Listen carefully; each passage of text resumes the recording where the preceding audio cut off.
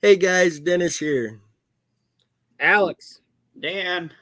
with Muddy Water Search and Recovery. And if Catfish was on here tonight, we'd be catching grief because we're 16 minutes late. That's right. He'd be like, What are you all doing? Where are you all at? I just tell them we're out catching catfish. Catfish sounds really good right now. He does. I don't eat anything that swims. Actually, even talking to Catfish would be pretty good. We haven't had any conversations with him, online. So Say he's been messaging me the last few days, and he's been with everything he's going through. He's doing pretty good. yeah, That's good though. yeah, it's a good thing. Had Joanne Conger. I messaged with her a little bit yesterday, and her surgery went good. She said she was doing good, so very Good. thankful to hear that. That's positive. Good things. Definitely. And she's definitely a very supportive person of ours. Hey, look, Max here. How's it going, Mac? Tamira's here. Hello, Tamara. I know she might have got tired of waiting on us and took a nap or something. No, she's still there. Happy to see you all. So, guys, it seems like it's been forever since we've been on here live like this again. It has. It's been too long. But we've all been so busy. We've all had so many things going on in our lives, and it's just been so busy. I'm ready for life to slow down. Yes. I got to get through next weekend, then maybe it'll slow down. Yeah. What's next weekend? Ball and chain. Oh, boy, you better. She's upstairs, so unless she comes back in and watches this, I might be safe. We'll know if you go. Have that look. Well, down here, I'm sitting where I'm facing the garage door here because I'm down in the garage right now. So if she comes in, I've got a table to duck under. There you go. Yes, Saturday. Yes. New Year's Eve makes 15 years that we've been together, so that's congratulations. I'm glad you guys are getting this done. Well, at least now we know who's been keeping you in control.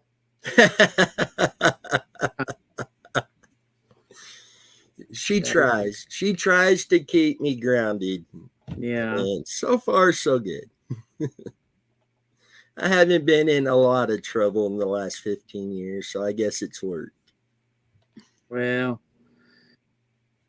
it's a good thing. I'm glad you guys are getting married. I'm excited to see it go down. So it'll be a good time. See, I got a buddy that he's been we call him family. And I've known him for over 14 years now, and we've always been really close. He come down to Lebanon to visit my family with us. They all hit it off, felt the same way. And he is ordained now, so he gets to officiate the ceremony. And Megan, I probably had 40 or 50 different people that watch our show contact me and ask if we could live stream it so they could see it as well. And we do have family that's out of state that's not going to be able to come in and make it to the wedding. So we will probably go ahead and live stream it. The ceremony itself is probably only going to be 10-15 minutes, but we probably will go ahead and live stream it Saturday. So Saturday, 11 p.m. is when the wedding starts, and it may be on here. 11 p.m. at night? No, 11 a.m. Wow. Woo-hoo! I say, man, I hope we got some lights up. All my thoughts will get back into place after next weekend. Dan, you okay? I see your eyes going back and forth. What you reading down there? Huh? What The you reading? comments? Oh, I don't see no comments. You don't Say see no Matt comments? just woke up from a nap. Mac Tamara, did? Tamara said congratulations. Thanks, Tamara. Yeah, you got to sign into your YouTube account and then move it from private chat to comments. And you can read all the real-time comments. Well, I just use my phone to do it. I can't use my phone to do it this time. Yeah, I know. You're big time right now. You're a movie star. Hey, you want to tell everyone a little bit about it, Dan? About what? You or TikTok? Yeah. Okay, so I got a TikTok account. What's the name? Missing in the USA. It's the same name as this right here. Oh, I thought it was something about instigators or something. No, that's just what I do for fun. Oh, okay.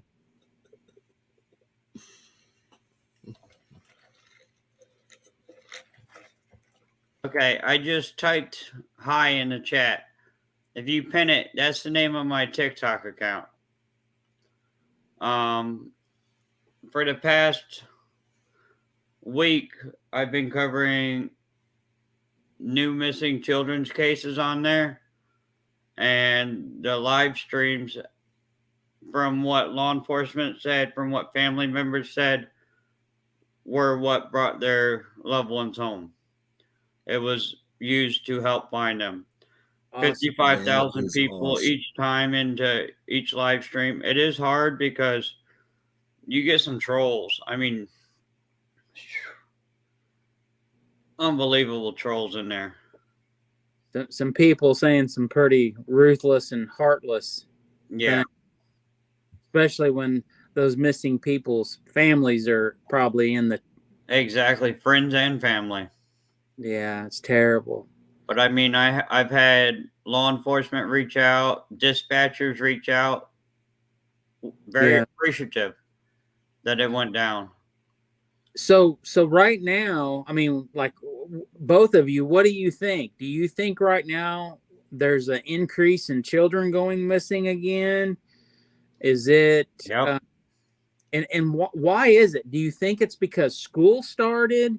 Is it just in general? I mean, why all of a sudden has the increase? Why is it risen up again versus normal? What just started back up? Well, I mean, school. No, think about it. Sports. Okay, so football. Okay. That is, from what a lot of statistics are saying, around football season, sporting events like that, human trafficking happens. And I mean, right now, between Ohio, California, Texas, Missouri, and Virginia, it's unreal. Yeah. I mean, I know in the past we've talked about like statistics with Super Bowls, stuff like that. And I mean, there is statistically, it does show that stuff does happen, and it does happen in the city of where an event is being held, especially Super Bowl, stuff like that. I guess statistically, we've never discussed it, but what about like the World Series? Since there's so many games being played versus one Super Bowl game, and we're not saying that 100% by any means this is what's causing it, but it sure statistically looks like it when you look at the data. I would say yes. Even when baseball, basketball's in town, stuff like that, because you got to think about the after parties. Yeah. And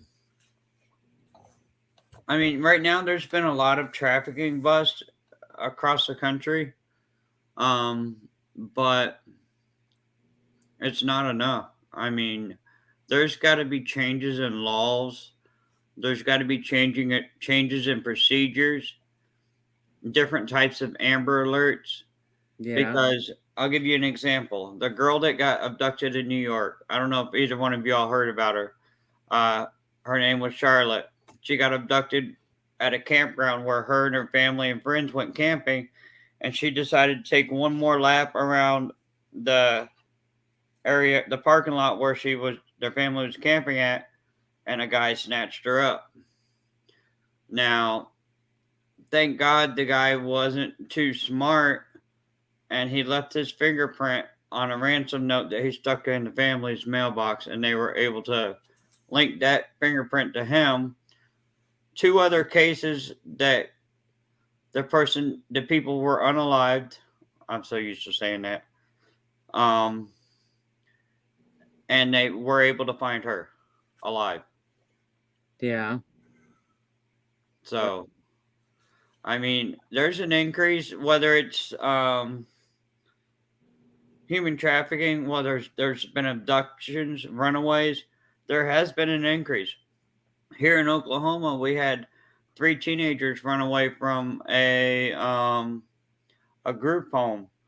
So I did a little research on the group home, and there has been reports of abuse and everything like that at that group home. So it's understandable why people are running away from places like that.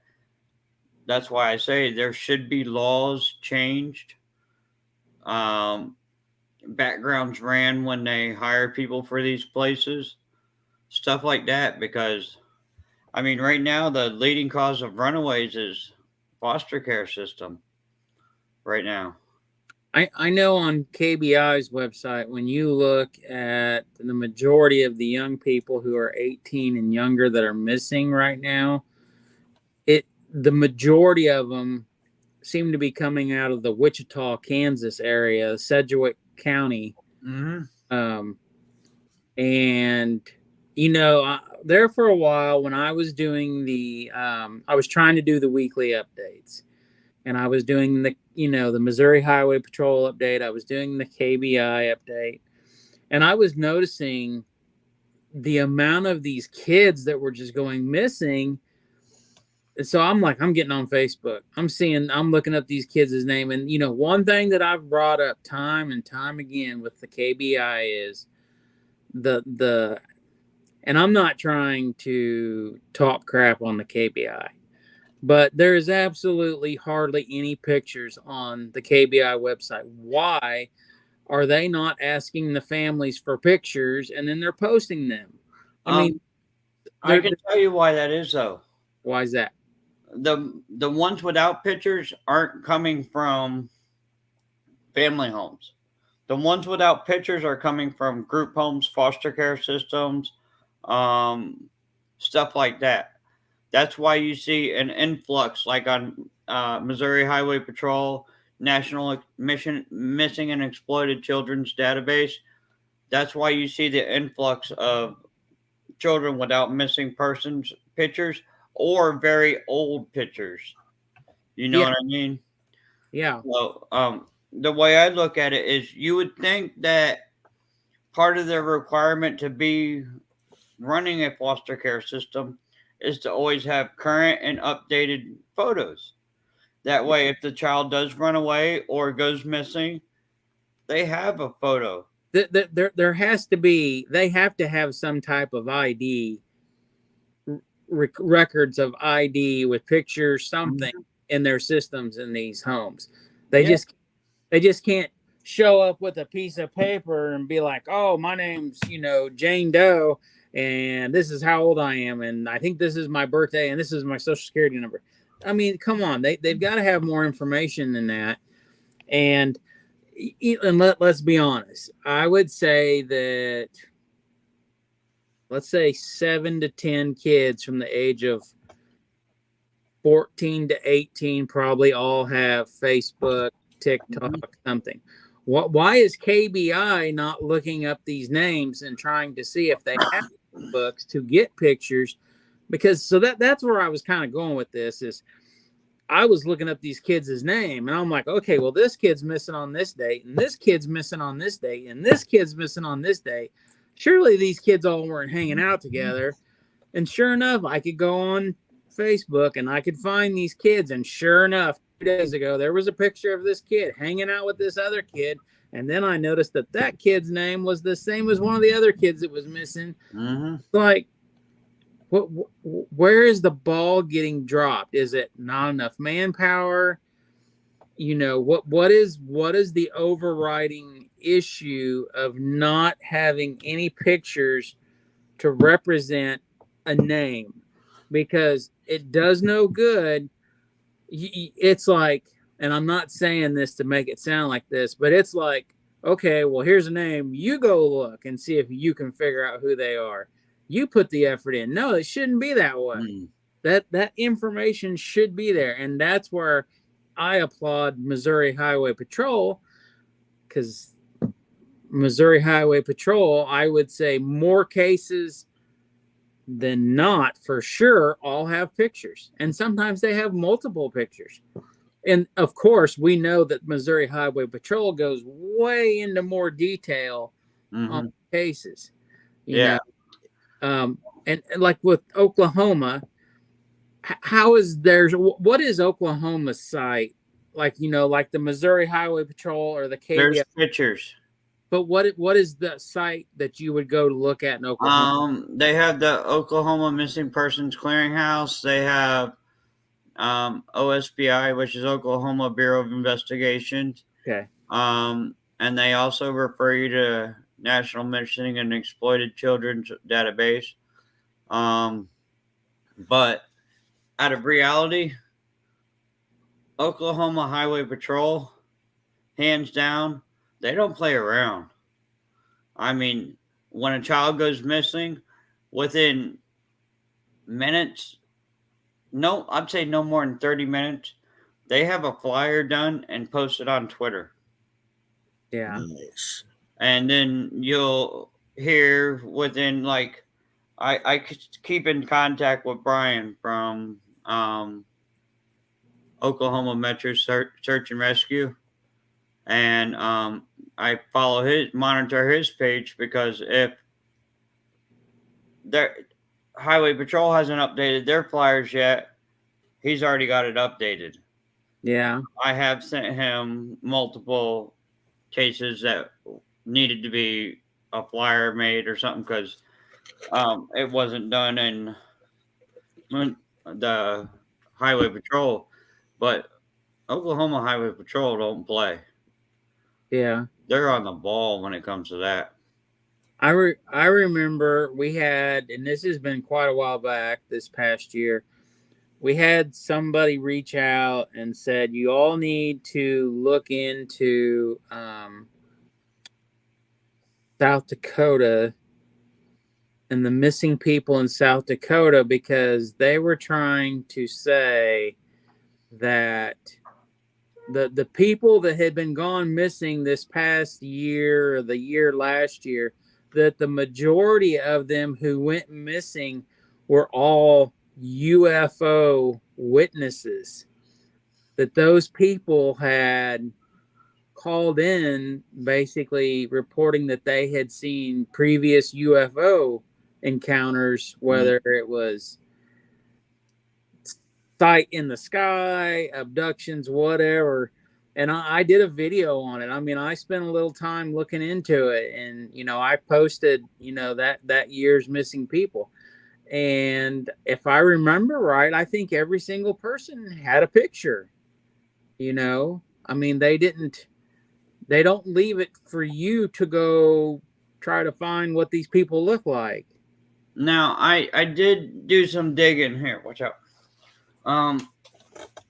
I went through NamUs because I was curious as to what the numbers were, if you know what I mean. And oddly, because I constantly see missing persons flyers show up in all these groups. And did I not do the state? Oh, I did it. I only did unidentified. Never mind. Darn. But like the Dakotas for unidentified, and we'll go that route. I have seen so many flyers about unidentified remains being found, but yet on NamUs, like North Dakota's only got 4, South Dakota's only got 2. And I know I've seen way more than that. Yeah. So I don't know if it's the problem with people updating sites. I don't know if there's a problem with things not getting reported, but there's a problem somewhere, whether it be not enough manpower or they just don't, they just, it doesn't get done. Yeah. Yeah. I mean, it's pretty sad. I feel like there's a lot of manpower issues, and we can even take this scenario back pre-COVID. Was these websites, was the information getting uploaded on was it happening on a regular rate, a regular schedule? Was there pictures with names pre-COVID? Meaning, when COVID happened, was there enough loss of life from COVID? Did it create such a manpower shortage that those type of jobs were eliminated? That and the regulations. Like I know a couple detectives. One of them's retired, and he was explaining to me that with all these people out there threatening cops and everything like that, they're leaving the job because it's not worth the pay to deal with going out and risking your life, not knowing if someone's going to show up and take you down. Yeah. And I mean, you can look up any different police department. Right now, they're putting sign-on bonuses. They're reducing the requirements to become a police officer. You used to have a college degree. Now all you have to have is a high school diploma. Oh, wow. So there's definitely a problem when it comes to manpower shortage, without a doubt. And Yeah. a lot of law enforcement agencies do not have a missing persons unit. Yeah. It gets transferred over to homicide and special victims. Mm-mm-mm. And that's a problem. I mean, a lot of the families I've spoke to on TikTok, they have trouble with law enforcement, even being willing to do a missing persons flyer. Let's say for a runaway, they don't want to do it. Yeah. They say, "Oh, well, she's a runaway; she'll be back." That's not always the case. Just because she ran away doesn't mean she's not in danger. Absolutely. And like I tell everybody, whether it's a runaway, whether the person's abducted, whether it's a parental abduction, whether it's human trafficking, they're all still missing people. That's right. They're missing till presumably found alive or found, and it's documented and all that. I mean, it's going up at an alarming rate. Yeah. Mm-mm-mm. And then you have a lot of departments that have a really low budget as well. And especially your smaller departments, they don't have near what those in your big metropolitan areas do. And with that, that's also going to affect their man hours, their manpower, and it's going to affect the resources they can bring in different investigations too. Exactly. Wow. Something needs to be done, and it needs to be done drastically because we'll speak teenagers alone. It's at a rise at a serious alarming rate. I mean, yeah, it is.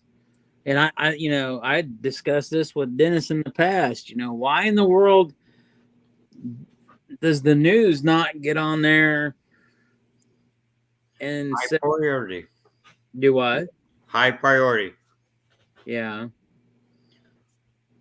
It's just sad. It's all about the dollars. If it's a rich family, and I'm not knocking news organizations, but it's true. Unfortunately, it's true. If it's not a high enough priority case, it's not getting shared. Now, News Nation, they're amazing with missing people. I mean, they'll do segments every day about a missing person. But all these other organizations, not to make anything political, but they're all focused on all the politics instead of the real problems that are really going on. I mean, something's got to change. Yeah. Big I agree with you, Dan. 100%. I know in the past, Dennis and I have talked about so many of these things so many times, and what happened? What happened? Do we go down and do we try to blame it on social media? Why all of a sudden is there so many kids going missing? Is it the kids' parents and they don't care like they used to?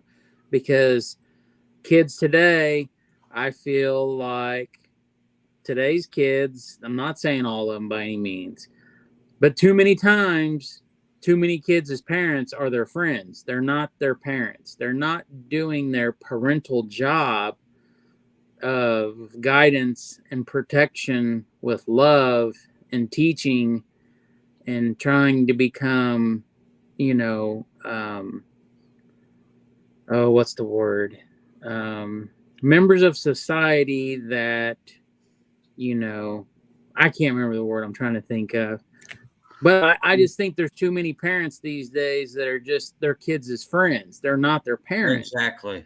And I think they just don't care. And maybe there's too many single parents and they just don't care. If their kids are out, hey, it's not my problem. They're out with their friends. Let their friends and let those friends as parents watch over my child while I go work this job and I come home and then I feed my kid. Then I have to go to my second job. Now, I'll be honest with you. There does need to be an overhaul with social media. They're trying to pass a bill to where it's basically to keep social media safe for kids, to where you need a picture ID to verify your age. Yeah. You got a lot of people that are creating social media accounts that are not of the age required by that social media platform. Yeah. I mean, it's called the COSA bill or something like that. It does need to be passed because I honestly believe if we already know Snapchat is the leading social media site for human trafficking. That's already been proven. But I don't even know how Snapchat works. I know, all of my kids, which are all, they're not teenagers. They're all in their 20s. you can post anything on Snapchat, and I mean anything. Yeah. I mean, if you know what I mean by anything. So there's no real community guidelines on Snapchat. We'll say it that way. So Snapchat is a step above. Pornhub. No, what's the other social media? Fans only. Oh, OnlyFans? Yeah, it's kind of like OnlyFans. Yeah. So it's a step above OnlyFans. Yeah. Basically. And then OnlyFans is a step above pornography. Yes. Basically. And when children don't have to provide proof of age, and when I say proof of age, I mean a picture ID that shows that you're old enough to be on that platform, any of them get on the platform. Yeah. I mean, the best thing to do with that is get an app lock to where you put a lock on the Google Play Store, so they cannot download those sites such as Facebook, Snapchat, Instagram, TikTok, stuff like that. Put an app lock on it. Megan must have showed up. He left. No, I thought somebody pulled in, but it's across the street. No, he's looking to the left. She's right there. I seen the shadow. Pop him in the back of the head. Don't say that, she will. Watch She'll reach from upstairs, smack. Watch a fist come through the green screen and whack him in the back of the head. I would jump. But there has to be a change in all aspects: social media, parenting, law enforcement, databases. There has to be a complete overhaul all around. Yeah. There's no way none of this is going to stop. It's only going to continue to get worse if something is not actually done about it. Yeah.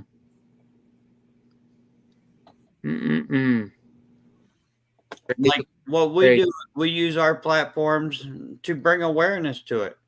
And there's a lot of people that actually do that. But, like, say, for example, TikTok. If you're not shaking your booty half dressed, you don't get pushed out. I got lucky enough to be pushed out because of having an TikTok agent.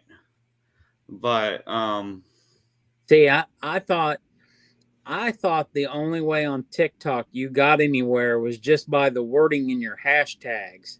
What people were searching for, that is what got you the views. It doesn't work that way. Never had enough people to go live either. So TikTok controls your algorithm. Facebook controls your algorithm. YouTube controls your algorithm. Yeah. They control everything. I mean, if they don't want you pushed out there, they're not going to push you out there. And it's sad. I mean, you see all these people shaking their behind with millions of followers, millions of views. And then you got even people that do, we won't even go into what we do. People that do mental health, people that do helping the homeless, they don't get nowhere near. Yeah. It's like people that actually do good on that platform, use their platform for good things, don't get pushed out. But people that shake their behind or lip sync to music, they get pushed out. I've tried using all the trending hashtags. I do follow the hashtag trend, but it doesn't work. Yeah. I learned that going live on TikTok helps push you out there, though. Yeah. Yeah.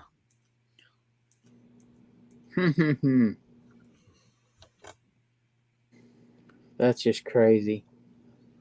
It is. Crazy, crazy, crazy. Well, what cases do we have to talk about tonight, Dennis? We have several of them here. Several. You want to start with Jeremy Coots? We can start with Jeremy. This one, I know his mom has responded back to messages. We will be getting updated with her again here shortly. Yes, and she will be joining us live most likely. Yes, and she is she's one of our one we need to put on a priority coming up here pretty soon to get in touch with her. So, so Jeremy Coots. You had did a layout video, I think a long time ago on him, and then somebody reached out and did they say you need to do something else on him again? How did all this happen? I don't remember who it was that reached out, but somebody reached out and asked if we could do a video on Jeremy's case that they had just recently come back across it, and it's one they had followed before. from newspaper clippings and just asked if we could take a look at it and see what we can do to help this family. So that's when we started looking into this. Mm-hmm. So when you did the video talking about Jeremy, I went on YouTube and I'm gonna see what else is on, Jeremy. I want to see what other people have, done with his case. I want to see, if there's any videos talking about him, anything in general.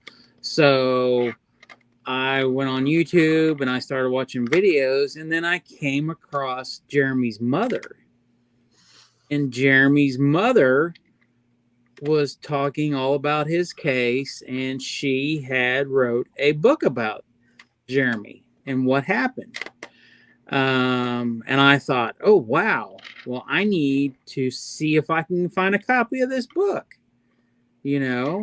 so I went on eBay and I typed in the name of the book, and sure enough, I found the book. And I was like, sweet, I'm going to buy this book for the group, try to get time to sit down and read, and get some insight, firsthand. What, let's hear it, how she remembers everything that happened, her,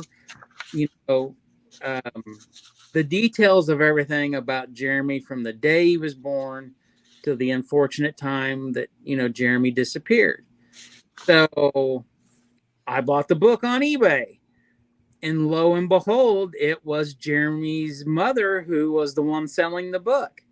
So I, wrote her a private message through eBay, and I asked, I told her who I was, and she said she would sign the book. So I had her sign it,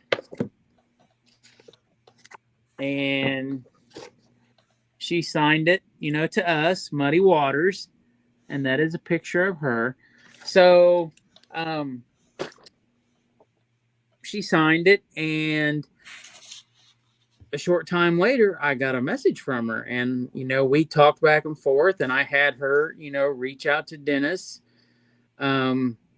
basically saying, and I told her, I said, well, if you would like us to look into your case, about your son, maybe just a fresh set of eyes on it, a fresh set of ears to listen, and maybe we could, bring some, light back into the situation and do it. So yes, we have gone back and forth, and unfortunately we've all been so busy and so many things have just been going on that we just haven't got to Jeremy's case yet, and we haven't had a chance to talk with her and have her come on one of our shows and discuss it. So this is not very far from Dennis and I. Yeah. This is a 30 to 45 minute car ride, basically, to this area where they lived when all this happened. So yes, we are going to talk with her. Hopefully she will come on and talk with us, shed some light on the story of Jeremy and what happened, and hopefully, we can take a trip up there and, see the area, because I think the story, the story is that Jeremy was at the babysitters. The babysitters was, I believe, friends of theirs, and Jeremy was playing with the babysitter's child, and Jeremy basically walked off, and they were in an area called Potato Hill, and Jeremy walked off. I believe he crossed over some railroad tracks, and he, according to the person that had the dogs there that were trying to follow Jeremy's scent, they basically said that the dogs followed his scent straight to the water. So they are basically saying that Jeremy walked all the way down to the river and either fell in, tripped, somehow ended up in the water. I think there's been some stories that possibly Jeremy, maybe there was a train setting on the train tracks, and Jeremy possibly could have been nabbed by somebody like a hobo type person, somebody on the train. That could have possibly happened. So yes, this is a case where, hopefully we will talk with her soon, schedule a Sunday evening show, or maybe if it works out where we have to do it during the week or something. But I think it would be a great opportunity to learn more about Jeremy's case firsthand, talk with her, and see if, like I said, a fresh set of eyes, us working as a team, maybe we can look at things different, and we can hopefully go out and visit the area and do what we do, talk about it, look at it, try to play every angle and come up with some answers and possibly what could have happened.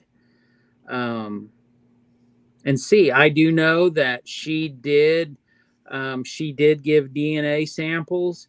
And I believe that she said just a few years ago that the KBI wanted another set of DNA from her. And I think they're just keeping it fresh, just possibly if he was nabbed, or if someday they unfortunately do find remains. But Jeremy was 4 years old, I believe. Yes. He had hearing aids. They have the serial numbers to the hearing aids. So yeah, I mean, Dennis and I have discussed it a few times. It's a very sad case. Yeah. But hopefully we can move forward and hopefully, talk with Jeremy's mother. Right, because he's been missing since February 18th of 1977. Yes. That is what month? some time. February? Yeah. That was February. before I was even born. Wow. And the day that he went missing, they were supposed to have like this horrendous blizzard type storm system, and it didn't happen. It turned out, I think, to be like a 60-degree day, and that's why the children were allowed to go out in the yard and play. But definitely, this is definitely a book that it's called In Search of Jeremy, A Mother's Story. So definitely, this is, on our list. So. She definitely seems, as a mother, all of these years, she is still fighting to find her son. She hasn't given up. And she has admitted, there is a good chance that he did go into the water. The Missouri River was roughly 400 yards from the front door of the babysitter's house. So there is still a chance he went into the water, but there is still that possibility that something else happened. So hopefully we can shed some light and try to figure this out. Yeah. Find some answers. Yes. Yeah, definitely. Max says he was born April of 1977. It's great to have some older people around. Makes me feel young. I'll be 50 this month. What was it like when the dinosaurs were around? Awesome. It was so fun. Especially when you got to go for rides. And Barb asked, do we know for sure that Jeremy even left?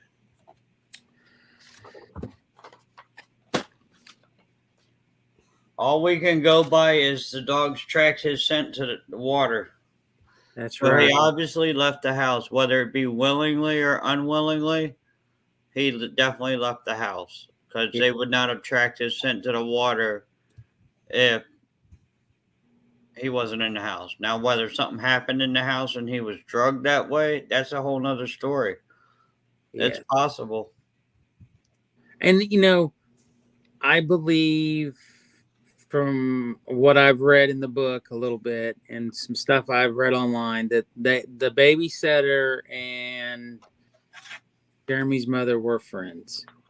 I've seen some other things online where people said, well, what if there was an accident at the babysitter's house? What is, this? I don't know. I've just read some things. It does question you to make you think, because that's part of our job. I mean, we have to look at every angle every single time. And like I said, I haven't made it all the way through the book. If I could just possibly have downtime in my life and not be so busy, I could finish the book. You're asking too much, Alex. I know. But yeah, I mean, the possibilities, we don't know. I think Dennis, how good were the dogs? What was, what kind of statistics, success rate did the dogs that were there at that time period, did they have, Of course, we didn't have GPR back then. I'm sure, That makes me wonder. I assume that the police probably, and maybe I'll get to that in the book. I assume that the police checked out the house, the property, everything thoroughly, and February. Has Dennis and I looked up, or have we talked about it as a group? Have we looked up the temperatures and the ground temperatures yet to see what they were at the time? No. No, not for that location. No. Not for that location, that case. I mean, we did it with Crystal Kipper's case. Right. Is it a possibility in the middle of that time period that he could have dug a hole out there when it was freezing? And well, we proved that whole month was above normal temperature, so the ground wasn't frozen. There was no frost line. Okay, so got a question. Yeah. Okay. By the end of 1986, DNA profiling was being used all over the world. When did she originally give DNA? I think she said on one of the shows that I watched on YouTube, I believe she's done it twice. The very first time, I can't remember when it was, but then just not too off in the distance in the past here has she done it. Now, is there a chance that prior to 86, when they started using DNA, is there a possibility he could have been located, but they weren't using DNA at the time? I don't know.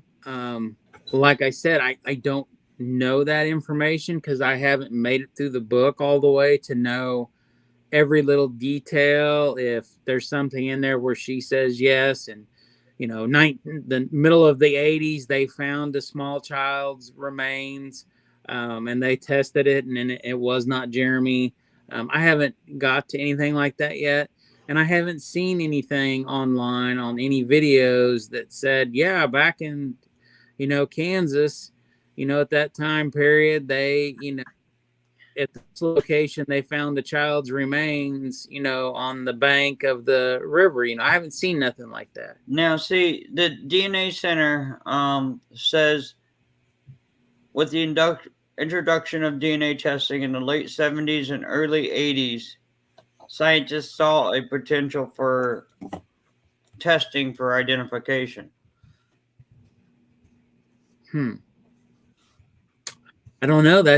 I guess that's something we need to look into. We need to look up anything and everything about, unidentified remains, Kansas, Missouri, this whole area, up here between me and Dennis. because at this point, and I hate to say this, I really do, but if he fell in the water and floated, I think Dennis and I talked about the possibility of him being caught up. I would I know he had on, I think he had on cowboy boots and a coat and something else. I don't think anything has ever been found. Any article of clothing, the hearing aids, anything, nothing has been found. And I don't know the area. I mean, I know the area that he went missing from, but the location in town, that area, I have no idea. Is it heavily wooded between the river, the house? I mean, how many, we're talking 40 some years of vegetation falling on the ground and being built up, and, exactly, leaves. And, we know all the time that people get overlooked. We know that remains of people get overlooked and they're found, and the sad thing is we've had 40 seasons, how many years he's been missing, 40 plus seasonal cycles of season changes and vegetation falling to the ground. And I'm sorry to say this again, but a 4-year-old's body would be covered up in no time at all. Yeah. And you were right. It is reported in here that to date, not one item has been found.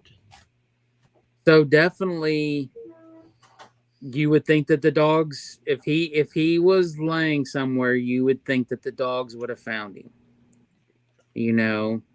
If he had wandered to the river and 50 feet before he got to the river, he turned right and went into the woods and tripped and fell and hit his head and suffered like that.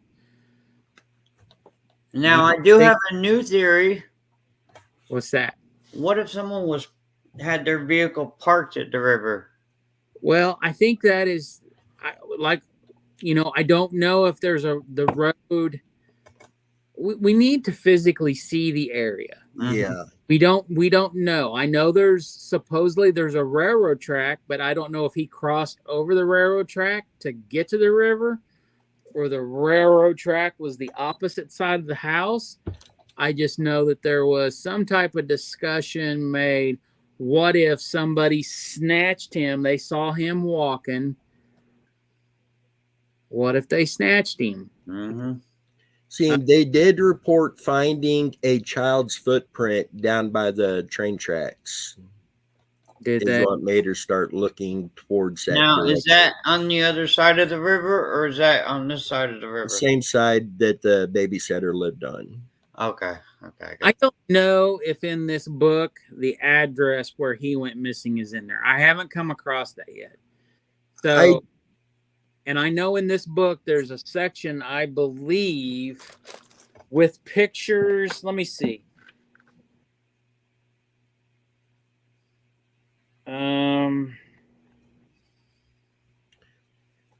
I did look at the area on Google Earth, and I confirmed the location. I believe it was with Kansas Missing and Unsolved, who happens to be good friends with Jeremy's mother. And if that location is correct, I didn't see any roads down by the train tracks that a vehicle could get to in that area. Right there. There's the house. Yeah, that's the same one I looked up on Google Earth as well. Okay, so is that house still there? Yes. Okay. Or it was on the imaging, so. And Tamara, I'm not sure if it was barefoot or if they had shoes on. He had on, I believe it says that he had on cowboy boots. That's what I was thinking. Okay. Let's see, page 29. I believe the details in here. Barb, the dogs went to the river. Yeah, and he had square-toed brown cowboy boots with a bird design.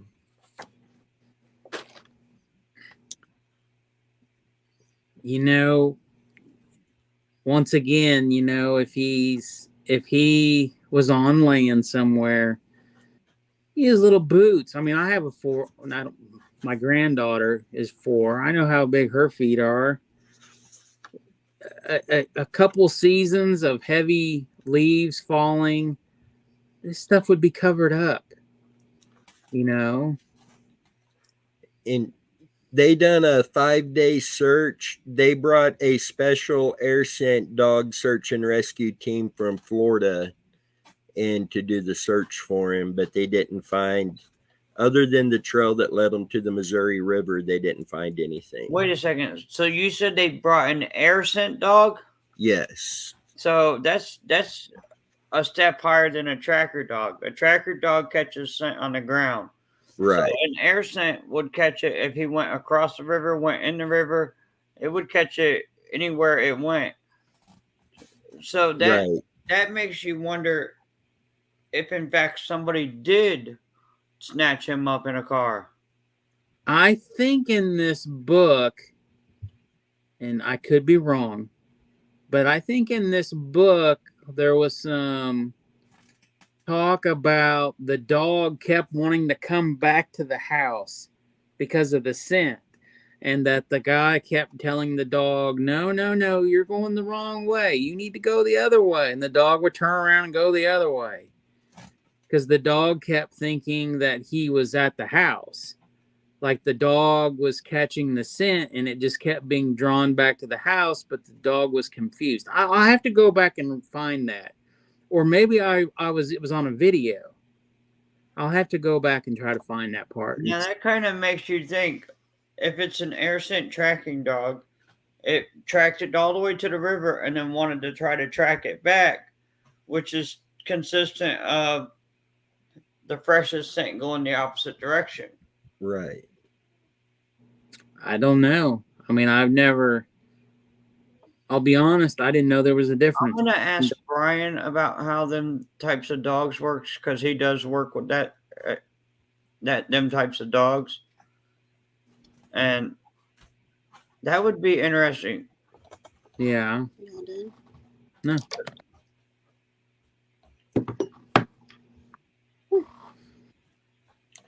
Can't see you because you're behind the square. Yeah, so anything you want to do to him, we cannot see.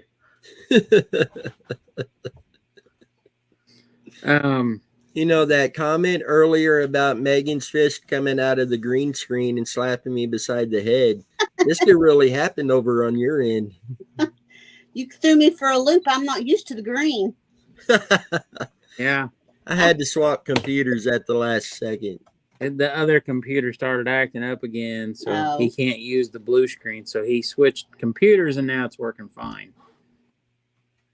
That's interesting that they chose them kind of dogs, because they're specialized in catching a scent from off the ground. Yeah. And those dogs are usually really good about doing that. Dead on the money. Well, I had to go back and find either in the book or on one of the videos I watched, but I think there was some type of comment made about the dog they would take off, they would leave, but the dog kept tracking back to the house, and the tracker guy was like, no, come on, George, you got to turn around and go find this little boy the other way. He's not over here. He's the other way. That's a problem, because the way Brian described it, a good dog runner lets the dog lead. You don't change the track of the dog. You let the dog go where it's got to go. Yeah. You took that right out of my mouth, Dan, because that sounds like he's actually leading the dog and not letting the dog do its job. Yeah. And that's a problem, because that dog might have found that boy somewhere else. Maybe the boy went to the river and then turned around and walked back. Well, I always kind of wondered why didn't the two children stay together? I mean, if they were playing and having fun, They were, the report I read, the two 4-year-old boys had gotten into a little scuffle out front. They had a little argument, a little fight. And when Jeremy walked off, the other little boy went to tell his mom, the babysitter, that Jeremy was walking into the woods. That's when they run around and started trying to find him. yeah. Now, how far does Google Earth go back to the 80s, right? Yeah, but we can get on Vintage Aerial and the other one. I can't remember the other ones, but the one we've used it so many times. If we get the exact location area, we can go back and it'll show every year of every picture ever taken there, and see. But I haven't looked up this house because I didn't even know an address or a picture of the house till I just flipped through the book and saw it at the back. So yeah, I'm interested now to Vintage Aerial and what's the other one called? Vintage Aerial and Historical Images. Yes. And one of those is the one where you put it in, and then you, over on the left-hand column, every year that there was ever a picture taken, it'll show up, and you can toggle between all the images. And we have used that on so many cases. I mean, it is a great website.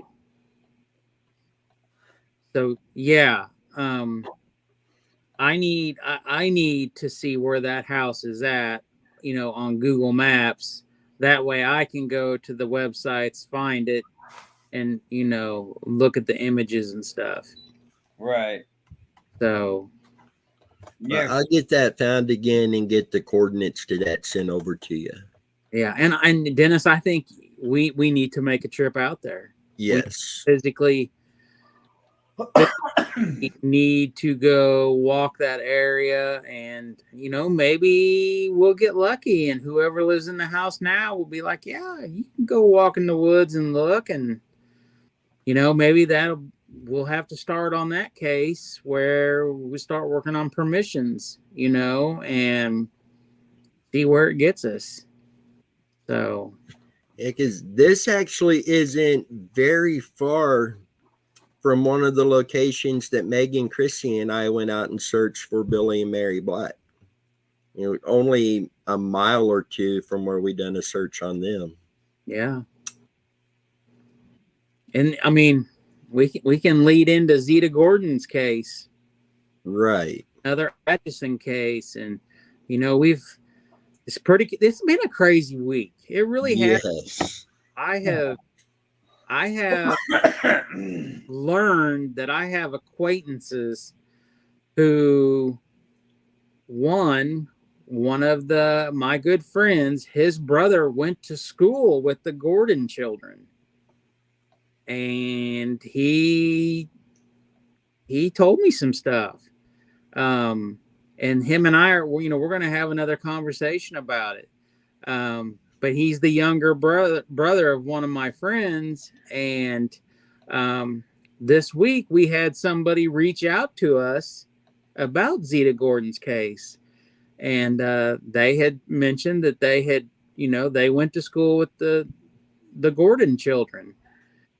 And then I find out, and I'm not even realizing that, where my one of my good friends and his younger brother they went to school, and lo and behold, we were talking about it, and he's like,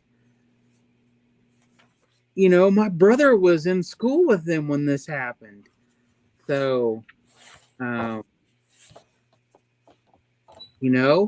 that's crazy. And then I have met two other brothers that are in the trades world, and I have found out that they are down in the area where the situation happened with Alonzo Brooks,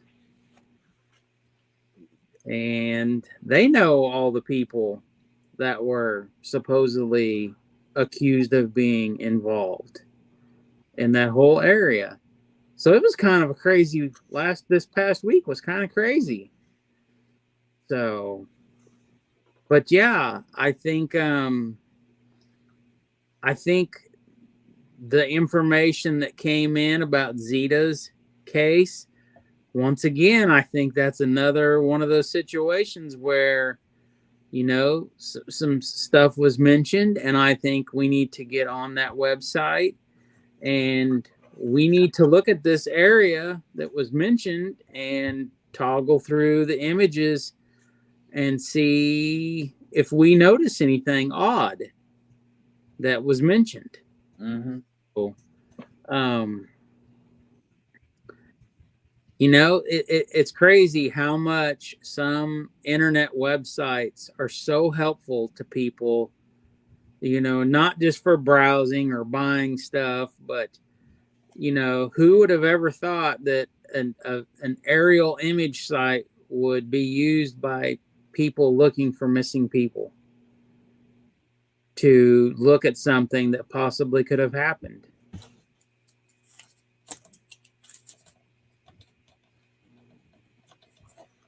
In True Crime with the Psychic Goddess asked, is there anyone named Daniel mentioned in this case with Jeremy? The name Daniel.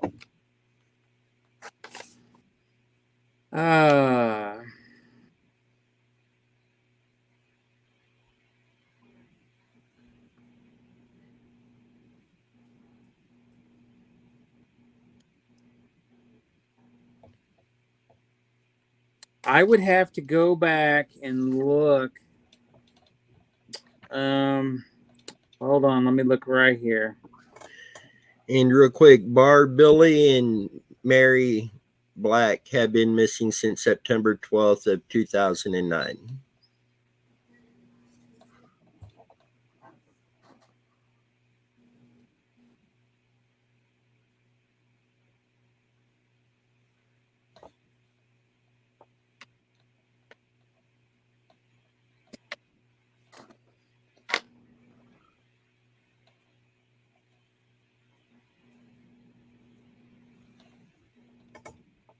So in the front of this book, there's a couple of pages with a lot of names, relatives, acknowledgement. So I'm just scanning through those real quick.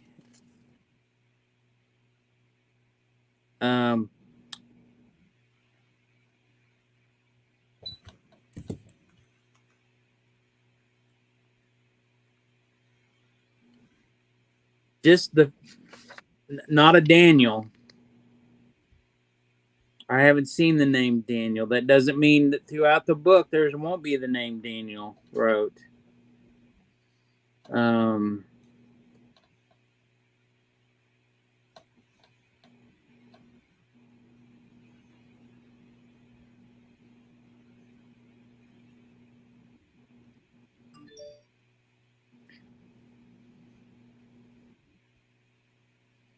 I've come across the name David, Dale,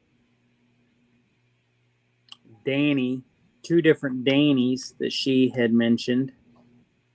Now, they could go by Daniel as well. Danny and Daniel go together. Dennis. Dennis. Is there an Alex?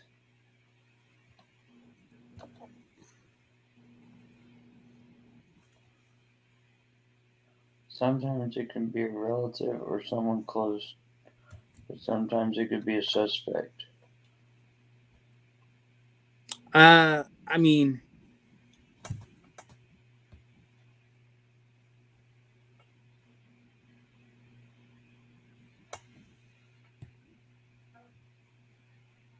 another David.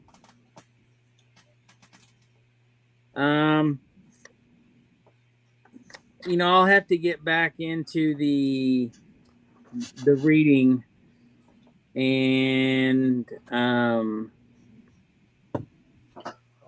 I don't know the name, the owners of the house, their name.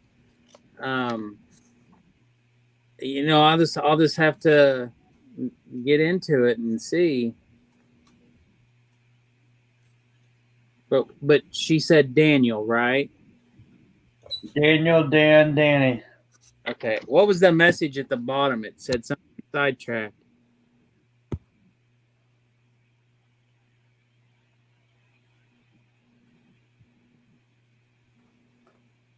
Okay. Well, we'll definitely. There's Danny's in there multiple times, 2 different Dannys. So,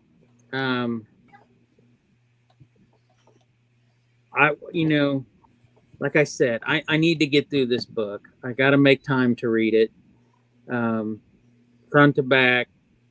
I'll get the yellow Sharpie out and I'll underline names when I see them. I'll try to highlight, the owners of the house that were the friends. I'll see what we can come up with.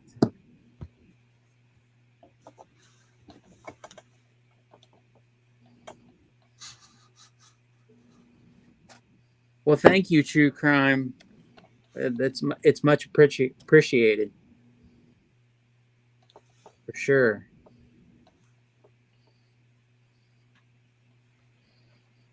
And I can actually message her, or Dennis can, and let her know that we did talk about Jeremy for we've been talking, I think, probably for 45 minutes, maybe 30 minutes at least.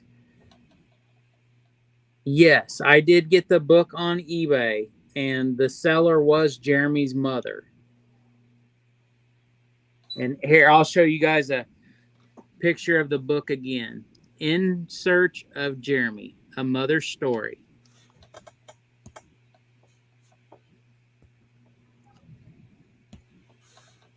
Oh, there we go.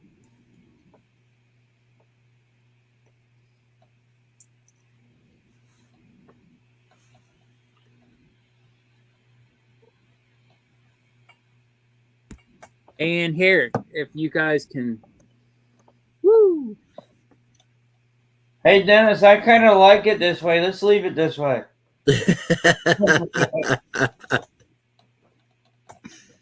No, it makes me look huge. Okay, you guys can come back.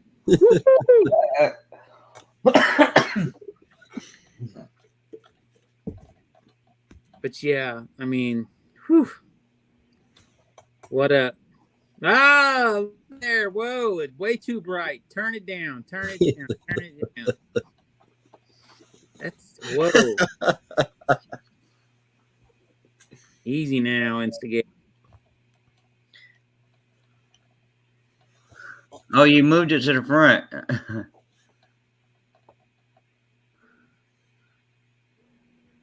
Oh, wow. Wow. Wow, wow, wow. Wow. And she was sitting next to her in the photo. Oh, wow.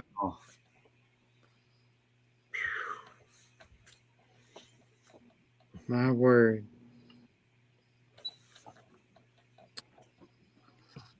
It's Atchison seems to have, supposedly Atchison area is like one of the most places in the United States. I know people have heard of the Sally House up there, and I drove right up to the front doors of that place. Oh, wow. And I had looked up some stuff online about it, and I saw some pictures from the owners had took some pictures from inside the house. Absolutely not. Oh, go The there. lady I work with, she's actually friends and knows the owners of that house, the Sally House. I wonder if it's the same ones who own it right now. Well, I don't know if the people who posted the pictures, there is this black shadowy thing floating down the steps, and I mean, it looks like Batman, like a Batman cape in a evil looking head looking thing, and it's floating down the steps. And they had posted all these pictures and stuff, and I think it was this couple. I think they moved in and lived there for a while, and then the stuff started happening and they left. They still own it, or they did own it, but it just sat empty. But I don't know if that would be the same people. But yeah, I mean, it was some terrifying looking images. I ain't gonna lie. I've done ghost hunting stuff. I've done it, off and on for years. And I've seen some crazy stuff. I ain't gonna lie. I've seen some stuff. I got one in my house, so. Do you? Mm-hmm. Well, the house that I have here, up here in the country, the people that live here started becoming friends. They were telling us that this house is haunted. Man, I feel underdressed. Look at Dennis. Hang on. What are you doing, Dennis? I got to plug the computer in. Oh. What? Now 2 of you are gone. Well, heck, I'm Just nerve attention. I guess I'll just leave then. What is blank screens with fans running in the background? Hi, Alex. I see you. You both did you both have pizzas that were done in the oven? No, I had to dress up like Dennis. Oh, what? So I'm the only one wearing company colors? Yeah, mine's got a few bleach stains on it. You put the bleach. I was cleaning something and I leaned up against the counter I was cleaning, and I got a nice little stripe across the belly. Oh, that's funny. Too funny. Well, who else do we need to talk about this evening?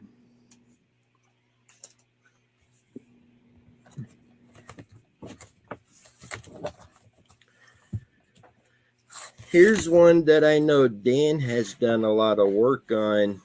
Corey Williams. Oh, wow. Wow. So, the last update on his, they were comparing remains, but they did find out that it was not a match. He went missing, I believe it's Gilmer, Texas.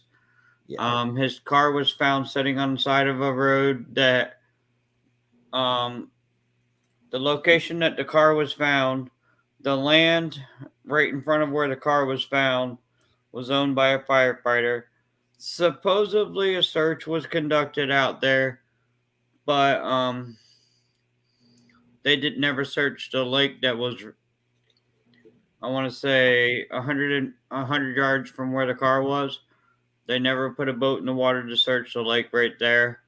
I tried reaching out to Texas EquaSearch to see if they could put a boat in the water down there or run their dogs right down there, but we have not gotten a response back.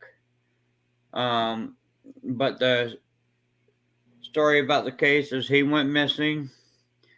And when law enforcement found his car, they said that it looked like it was, I don't know if we're allowed to say it on here, but street medication related, if you know what I mean. Because it looked like a deal gone bad. But there has not been any updates as far as, other than the most recent thing where they were checking remains and the remains were confirmed not to be his. There has not, it's been ghost quiet. I've been monitoring Namus. I've been monitoring the police website as well as his girlfriend's Facebook page.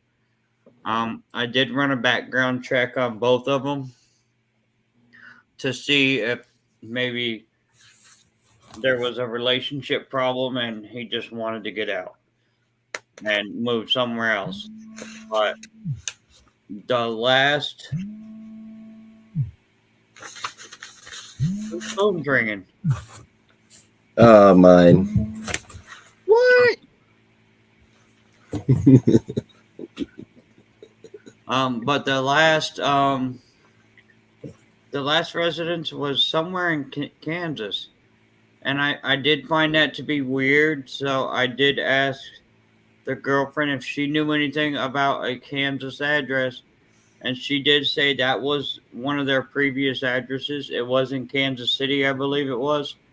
But they moved out of there, and his name, the way background checks work is in order for it to show up on a background check, they have to be on a lease or get mail at the residence for it to show up on public records. Or say, for example, something happened at the house and they ID'd anybody at the house, his name would show up there. But the last known address I got on him was in Kansas City. Where at in Kansas City? I'll have to pull up the thing again, but I'll send it to the team chat as soon as I pull it up. But it was an apartment building. Okay. Other than that, I mean, it's been really ghost quiet on his case. I mean, they're monitoring all human remains found close to that location. I did pull up the location on Google Earth and found something that looked really interesting on the imaging, and it was consistent with his time frame. But when you zoom in, it blurs it out. So, Hey guys, I'll be right back. uh-oh.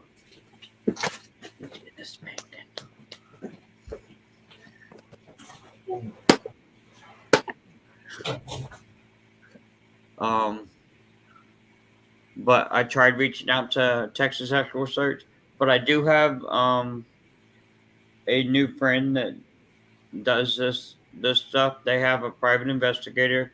Well, actually, they have multiple private investigators on their team.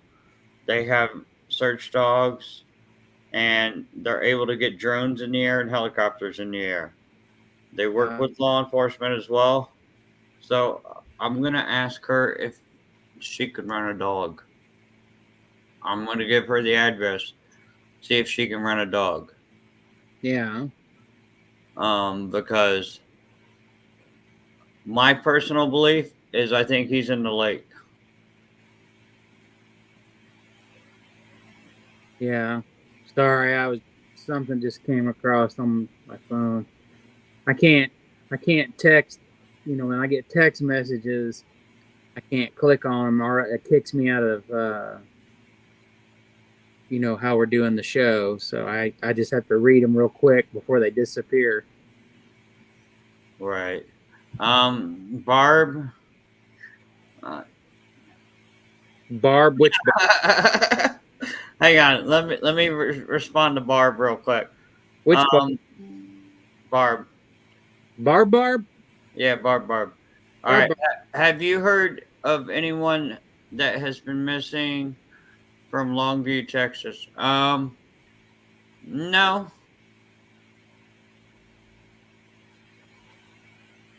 Tamara, yeah, so do I.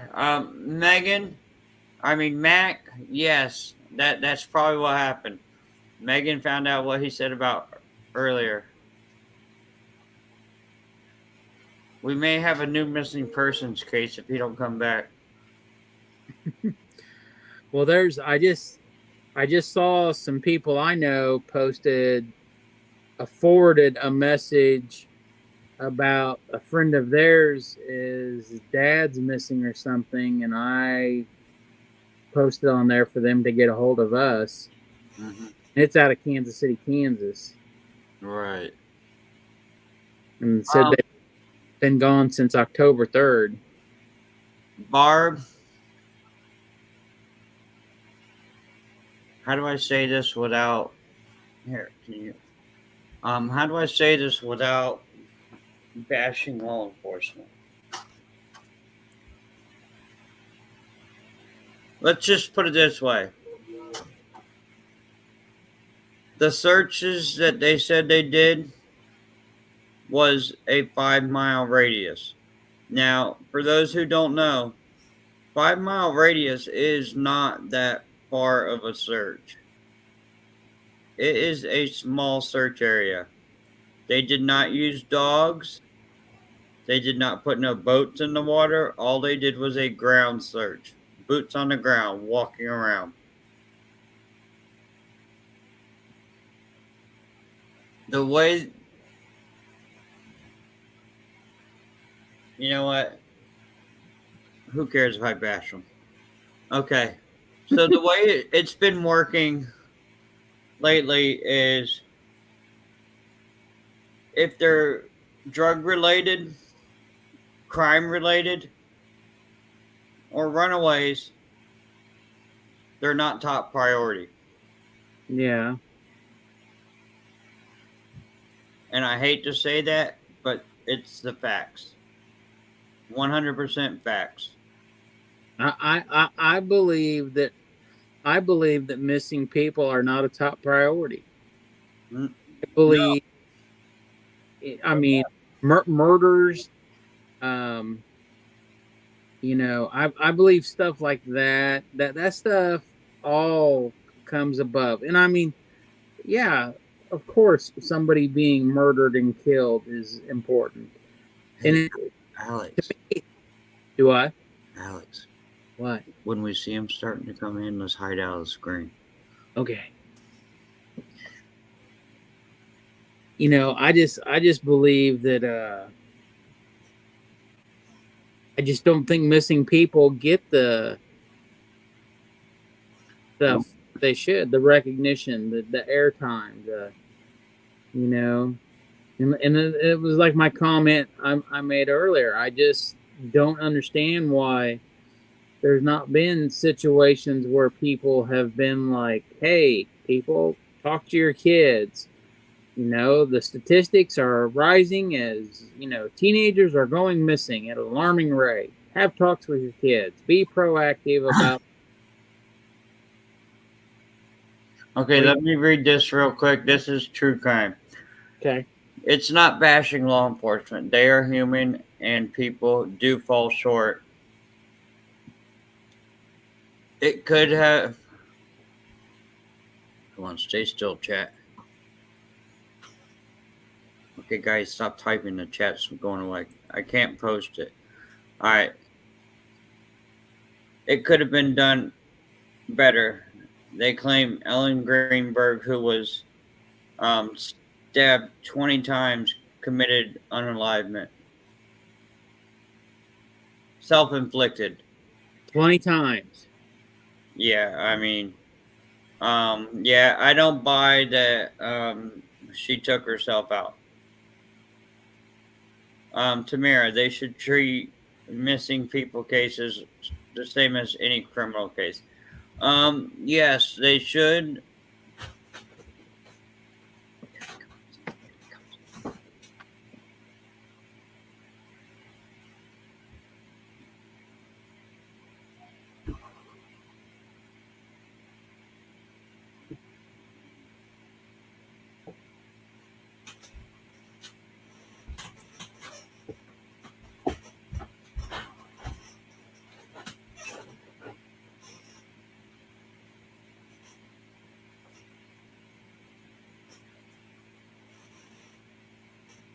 What the hell is he doing? I don't know.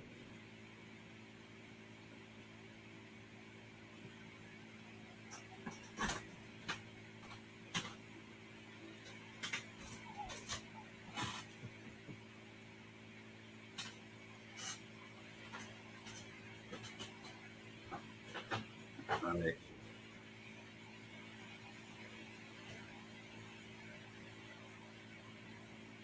She might be just burying them somewhere, and that's what all the noise is. I'm back.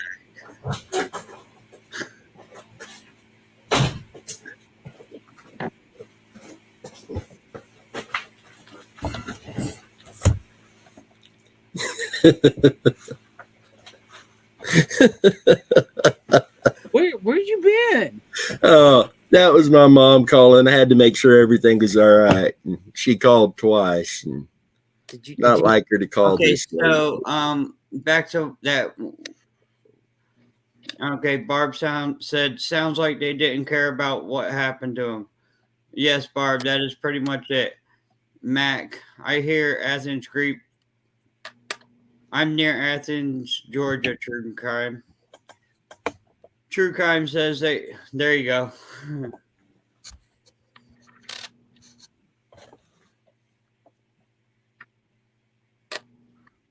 Yes, they do. But the question is, why do they fall short? Like the beginning of the live stream, we were talking. Is it possible that they don't have the manpower, the funding, or is it because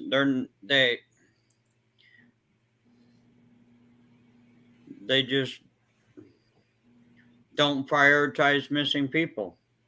Yeah.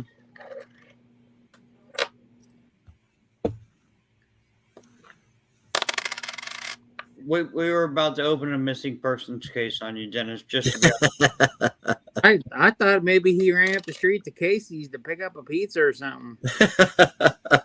They can come down. Been That waiting. sounds pretty good. Yeah, me neither, Barb. Now, Dennis, if you're wondering what that is, you got to scroll up in the comment section.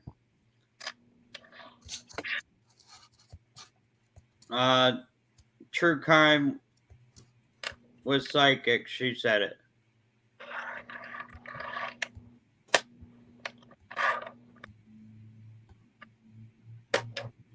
The victim stuck herself 20 times and they ruled it a suicide. Wow. That's crazy. Mm-mm-mm. Barb said, are you in the doghouse? Not yet, but the night's still young. Yeah. Yeah, I hang around Alex and Dan. I'm bound to be in the doghouse now and then. Yeah, because I'm the instigator. Way to go, Dan. Wow, it's 20 times. And they ruled it a suicide. How is that? I mean, come on.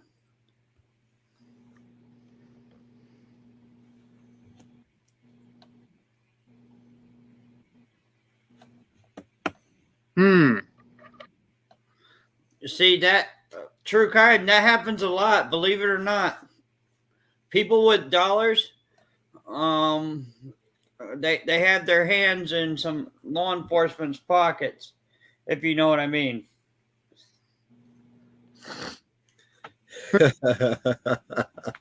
Not yet, Mac. I did message her on Facebook though.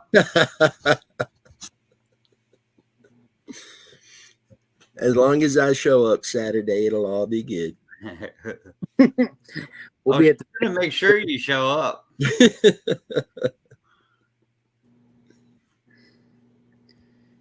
Yeah, I'd hate for you to be calling, being like, "Hey, I come stay at your house." Be like, I send you over to the KCK house and let you camp out there. Your fiance called 911 and he sounds like he's lying. That's because he was lying. But he's probably got the dollar bills to pay somebody to cover something up for him. And unfortunately, that's facts. It happens. It happens a lot. I can't tell you how many states we know of that have that issue. Here, we'll name a whole district. 13th District of Tennessee. Yeah. Okay. Why am I reading over there when you posted it here?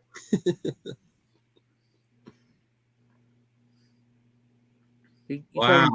talking about true crime or Barb? I'm reading the comment section. Oh, I didn't know if somebody was texting you or something. No. No, my phone died when I was on my TikTok live stream. Oh, I haven't plugged it in yet. So I'm In sure TikTok. everybody's wondering what happened. I'm not able to play that on here right now on this computer.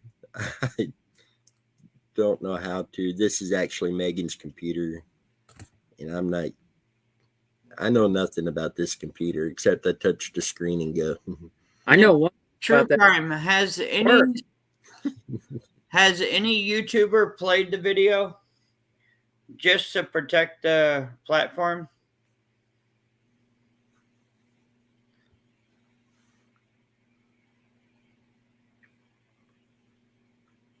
Because I know certain things can't be played on certain platforms. And Barb, I agree. It does sound a lot like the Molly Miller Colt Haynes case. Yeah.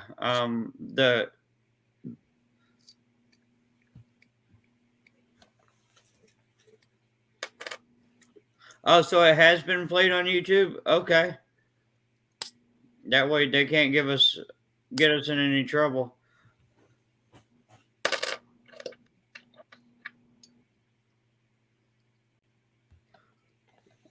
I haven't.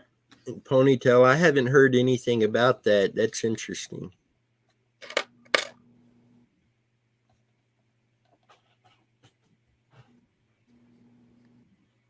Ponytail, why weren't you investigating in it? I figured you'd be there front and center, asking questions. Hey, True Crime, are you able to send that link to the Facebook Messenger for the team?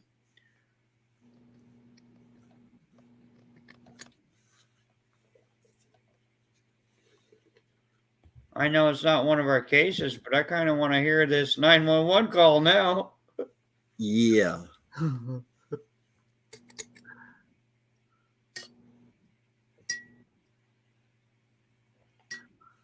But as for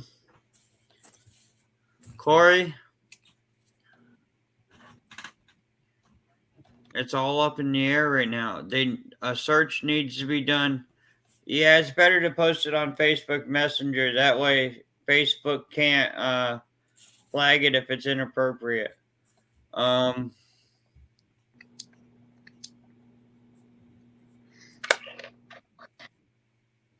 search does need to be done on that property, because I don't think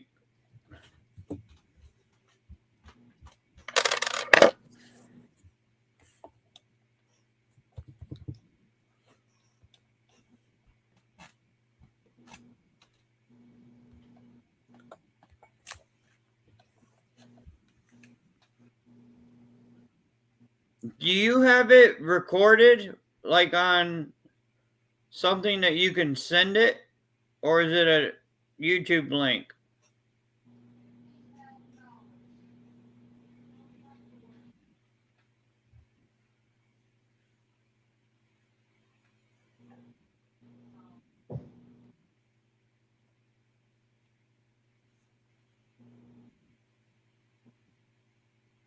Yeah, that would be interesting to hear. Corey Williams, a search needs to be done on that property. Hands down, I don't think they searched. Well, I know for a fact they didn't search that lake. I talked to the sheriff. They blamed it on not having a water team because of its location, but they could have reached out to multiple organizations out there, including OK Diver. Hey.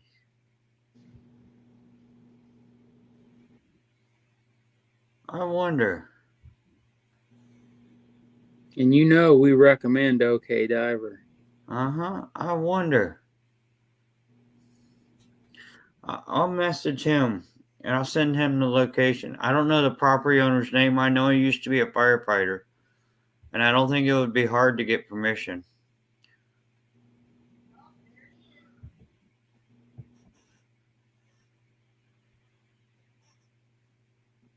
Because there's a lake right there, not even 100 yards from where his car went missing. They didn't use dogs. They just did a plain walk search.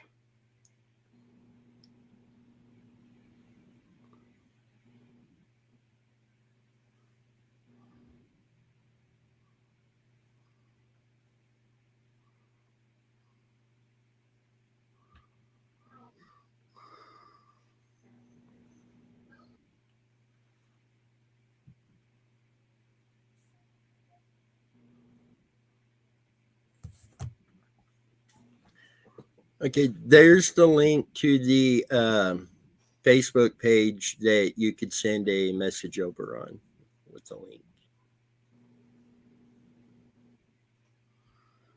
Now, what was the other one we had, Dennis? I know we got Echo, or not Echo. Yeah, we had Alexis Scott, Alonzo Brooks, Dulcie Martinez, Echo Lloyd, and Rachel Conger. Okay, Echo Lloyd, I know there's trouble getting permission from the property owner behind the house she went missing from. They own a large acreage, and they do have video surveillance. I think their name's the Forbes or something like that. Is that the family with the grandson that supposedly is rumored to have done this to Echo Lloyd? No, that's next to it. Okay. That's neighbor. Yeah, this one's behind the property. They own a large acre. That's a lot of property that family owns. Yes, they own a huge chunk. And the other problem with Echo Lloyd's case is when I pulled it up on the maps, there's a river that runs a block away.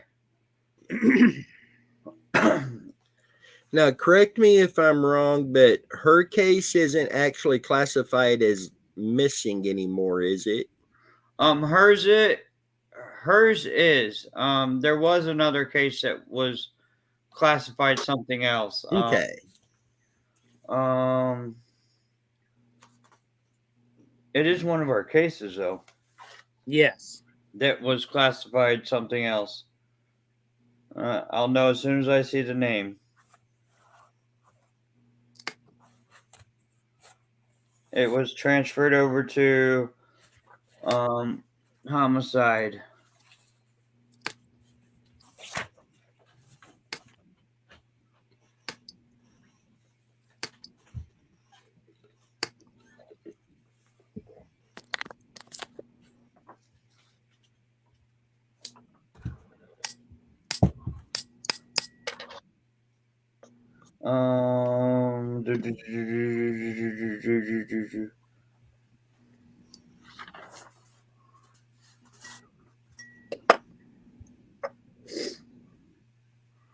I marked it purple.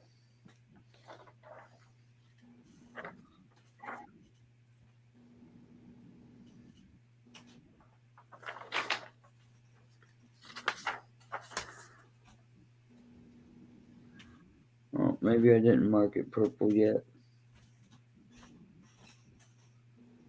This is the one we just talked about. Teresa Butler. Yes. Hers was switched over to homicide. There was another one that was switched over to homicide. Star Boomer. Boomer was the other one that was transferred over to homicide. And hers is another one. It's kind of an issue getting permission to search the property. Okay, she sent it. Did you just say Star Boomers was switched over? Yep. Yeah. Star Boomers is now was transferred over to homicide. So how did they technically do that? They get enough evidence that they feel that it's a homicide, and that opens the investigation up, brings in more resources for the investigation, basically. But homicide with no body? You don't Right. need a body for it to be investigated as a homicide. You just need enough evidence to show probable cause for it to be a homicide. Seeing like Stars, they technically had enough evidence from the get-go on hers to say homicide. Yeah, definitely. Yeah, I was wondering why I couldn't find her name on the missing persons flyer or the database. So I called and I asked, and they said she was transferred over to homicide, and they told me where to look. And she's the one in Kansas, right? Yes. So it's on the KBI homicide. Right. Because I grew up with some of her family. I've known them all my life. I met Star several times when I was younger. And her, Star's mom, is still living, just a sweetheart of a lady, always has been. And just I'm not going to play that video on live stream.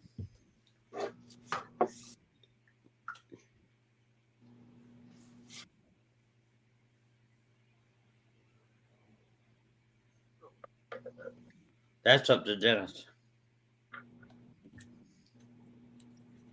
But she did send it to. I saw it come across. Yeah, so did I.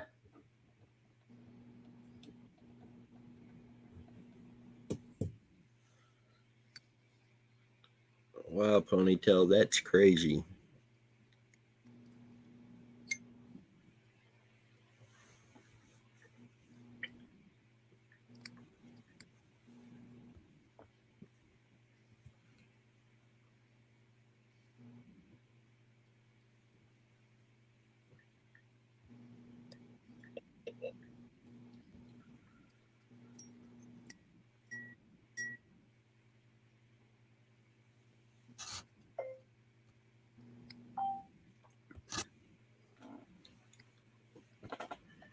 And guys, Alex mentioned that it's been a crazy last week or two, a lot of information coming in on cases. Just a reminder to everybody, our team email address, these are going across the bottom of the screen here, but it's also in the video description. But if you have any information you want to send over, you could send it to that email.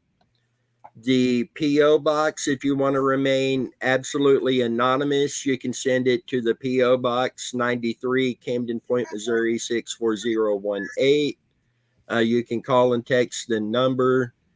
The best way to get the information to us quickly is through the team email. I know all three of us have access to that, and we're able to better monitor it that way. So if you have any information you want to send over, please do.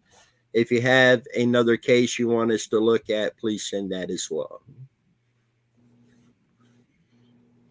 But yeah, it's been a lot of stuff coming in. Yeah. I'm going to listen to that after the live stream. I got to hear this.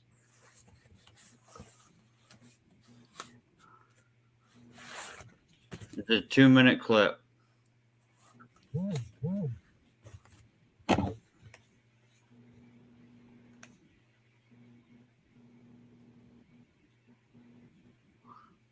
See, and like when we did the series before about the problems with gaining access to private property, that's the situation we are.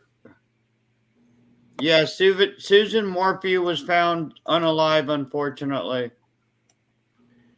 And that one was strange because law enforcement were investigating a property on a complete unrelated case and happened to find her remains during that search. Wow.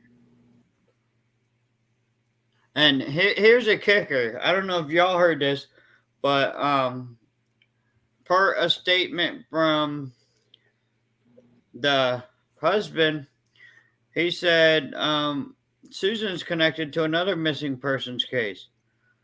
So, you know what that kind of told me, right? Because y'all know who I believe did it. Does that mean he did the other missing person too? It's a good question.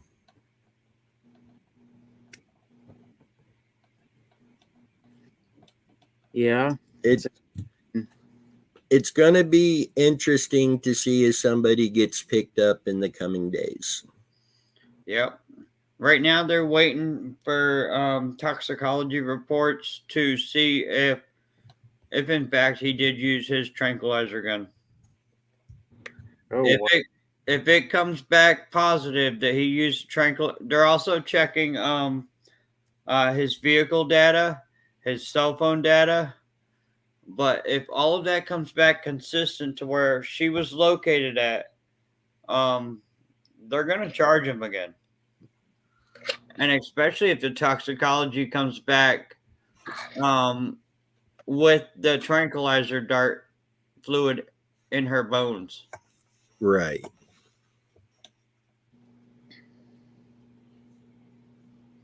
So I am definitely waiting to see how that comes out if they make it public. Right.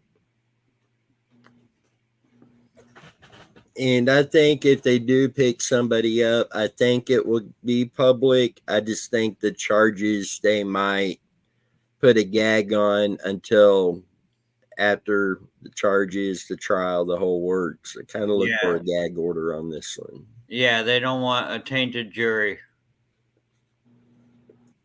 They want a conviction. Yeah. But hang on. Now somebody asked something prior.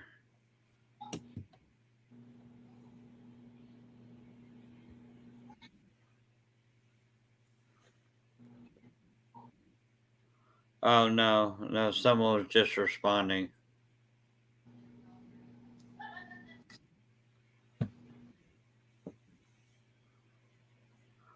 I made a video about him. That one you just had posted. Can I tell you what my belief is on that one? The step parents, their demeanor was not consistent with somebody that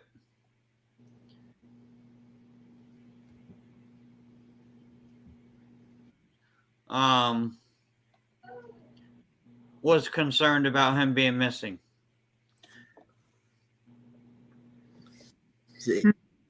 They acted kind of weird right from the beginning. Yes, they did. And I have the family member in my TikTok friends list. Not the step parents. See, we always try to look at cases like that, you know, they are missing a missing loved one, so they may not act normal because of that, but sometimes it's just even beyond what that would be. Yeah, this one was so obvious. I mean, just like I already forgot Morphe's husband's name, but just like Barry. him, Barry, yeah, his demeanor trying to deflect it away from him, pointed it right at him. Because his behavior was nowhere near consistent of a loving husband that was concerned about his wife. He was more concerned about the text messages he found in the phone of her having an affair.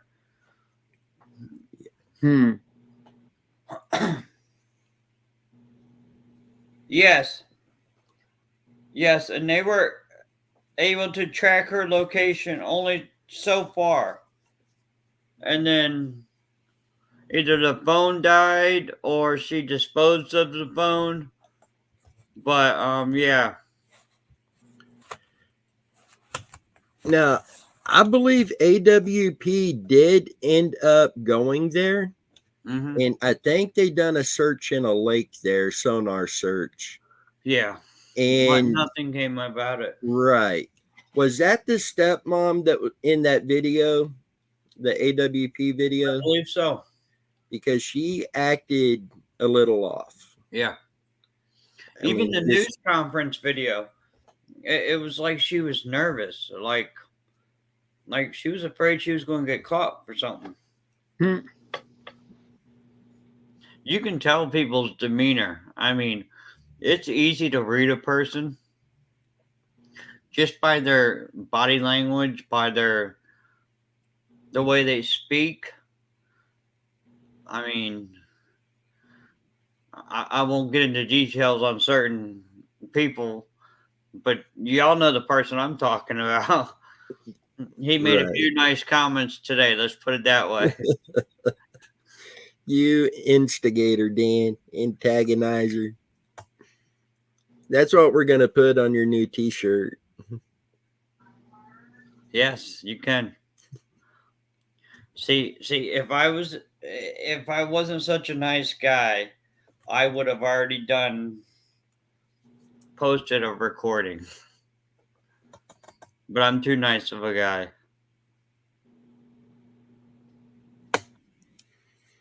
Ponytail says, "True crime. Were you the one saying there was something about sunflower that kept coming up with Randy Leach case?"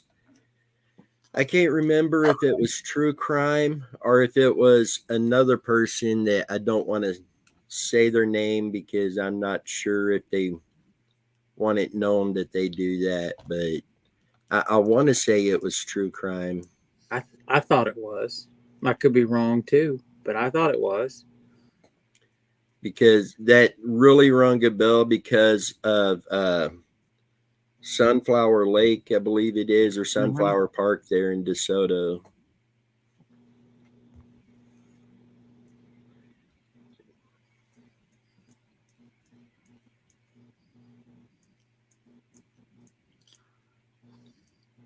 Yes. Now, see that I remember that comment because that's when I googled sunflowers in Kansas or sunflower farms in Kansas. Right.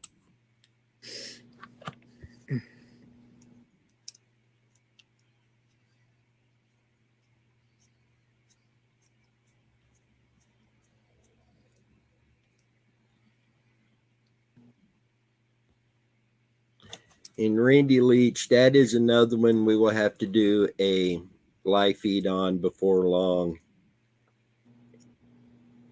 and get Yes, there is.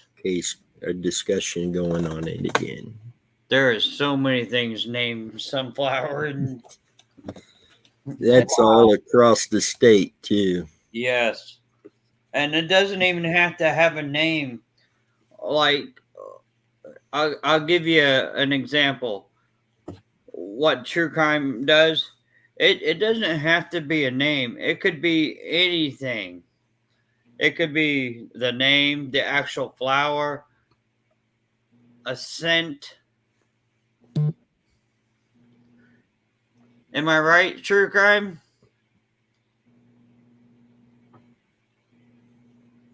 It could be anything related.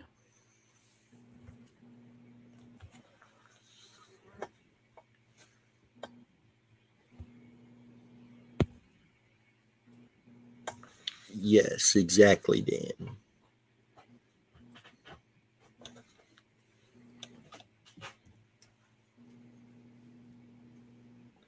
Seeing the sunflower ammunition plant was another one that caught my attention when she said that.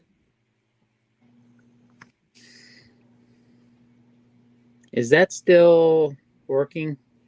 Is it still in business? No. No. Well, the way things are going right now in the world, it might have to be. Yeah.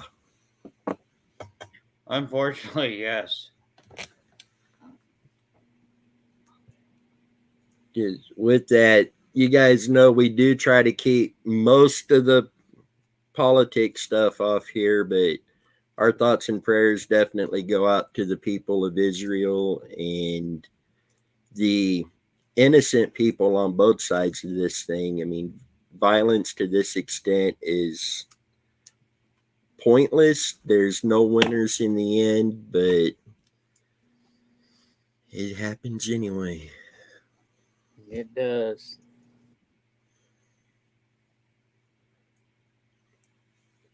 Oh, wow. She did hear the Idaho suspect name before he was known.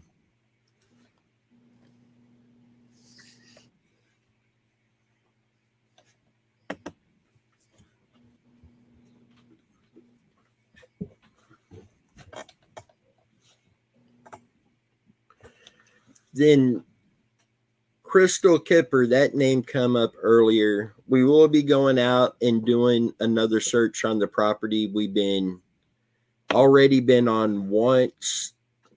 To be honest with you, I think it's going to be several trips to this property to be able to clear it, even if nothing is found. But I don't know. I got a gut feeling that something's there, and I think we're going to find more than one person in this location. And this sounds goofy to say this, but the property owners are wonderful people to work with. I reached out to them again, and absolutely whatever you need to do, you all have our permission to be there. So yes, I mean, it is 100% go again to obtain, permission to be on the property and start searching. But we've only said it 100,000 trillion billion times. GPR. Right. I mean, that is so critical there. Because There's really only two major ways we can hit that property: cadaver dogs or GPR. And unfortunately, the cadaver dog teams in the area can only respond if law enforcement calls them out. And I believe most of the time they will basically, law enforcement would have to pay them, a budget. There are some volunteer teams that would show up with law enforcement, but right now, it doesn't seem like Platte County is wide open to really help out like that. And again, we come back to budget and manpower. Mm-hmm. So, I mean, I'm not trying to throw them under the bus and saying it's their fault they're not doing that, but with limited budgets and limited manpower, their hands are tied as well.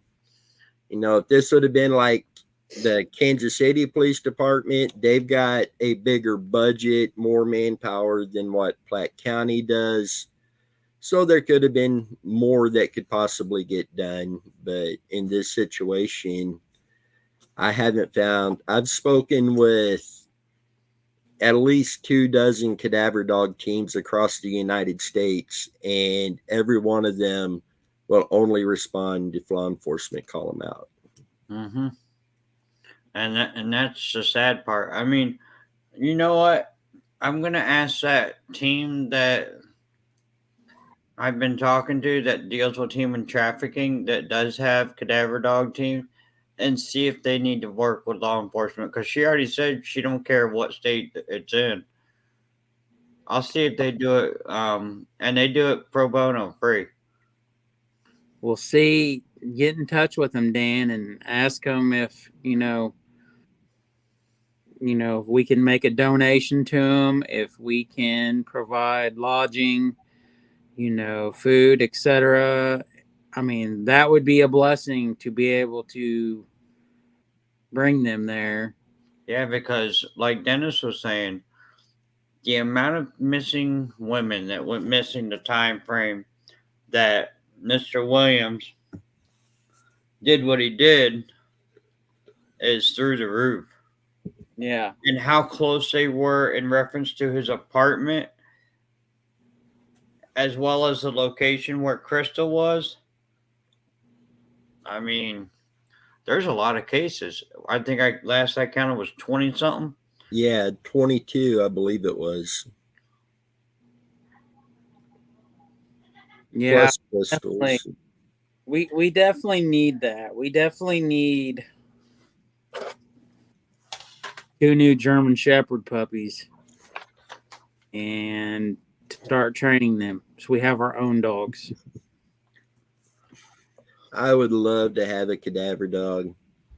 But then the problem you run into is a lot of the organizations that does your training, you would have to sign something that you're only going to respond with law enforcement. That's what some of the other teams have told me, that they were made to sign these before they were even trained. Is there any how to train a cadaver dog video on YouTube? You gotta I'm find sure a there cadaver is. dog first. You gotta find a cadaver first. I mean, that's the big problem. Right. You need a cadaver, and it can't be an animal cadaver. No, that's true. Eh.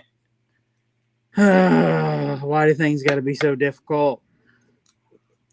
So And in after, our situation, I think it's going to come down to GPR. Yeah. Well, I know under that bridge, that ground was really soft. Say, Chris had a pole that he was able to just easily push like 3, almost 4 feet down into this with very little effort. Yeah. Ooh, it was a cold day. We were there. It was cold, and it was right at the beginning of spring. Man, it was brutal that day. I was freezing my butt off. You know, normally you want to stay away from the water, but it was kind of nice going down that bank, getting down by the water out of that wind. Yeah. and with that new bridge being put in there, and that was after she went missing. Right. Yeah. So I don't know how many trips this is going to take. I'm assuming it's going to take several, but I truly believe we're going to find stuff there. The reports we had come in, eyewitnesses that seen his vehicle parked at this property the same morning she went missing, and we know where he would park. There's only one place he could park, even with the old bridge, and you know exactly where he's going once he's there. You know, there's just so much that points to this. I really think we're going to find something there. And we also now know, thanks to the detective that slipped up, that they knew about that property as well. Right. And now law enforcement did do a search there, but it doesn't seem like there was a lot put into it other than walking the field. That's all it was. They said they didn't put boats in the water, and they didn't bring dogs. What's left? Walking on the ground. And GPR wasn't thought of back in them days. Right. So that's another thing when we're there, knowing there's potentially so many more. I'm going to take the boat with us one of these times we go back out, run sonar, and run down through there and see if we pick up anything on that as well. But I really think anything there's likely going to be buried. Now, there was also a second potential dumping ground, which would, in my opinion, would have been, I believe it's Riverfront Park there in KCK, basically where the Kansas River meets the Missouri. Because in the time frame all of this was going on, they were having body parts wash up in the west bottoms of Kansas City, Missouri. And when you do the measurements and the current speed, anything that's put in the Kansas River there is going to wash straight out into the Missouri River. The way the Missouri River turns, it's going to push it right into the West Bottoms in Kansas City. And especially with the currents that are in all them rivers. I mean, the high, the low, you can see the depth difference when you go through the time periods on Google, or so you know that there's been a lot of flooding, and we'll say the actual search location we were previously talking about, where the bridge is.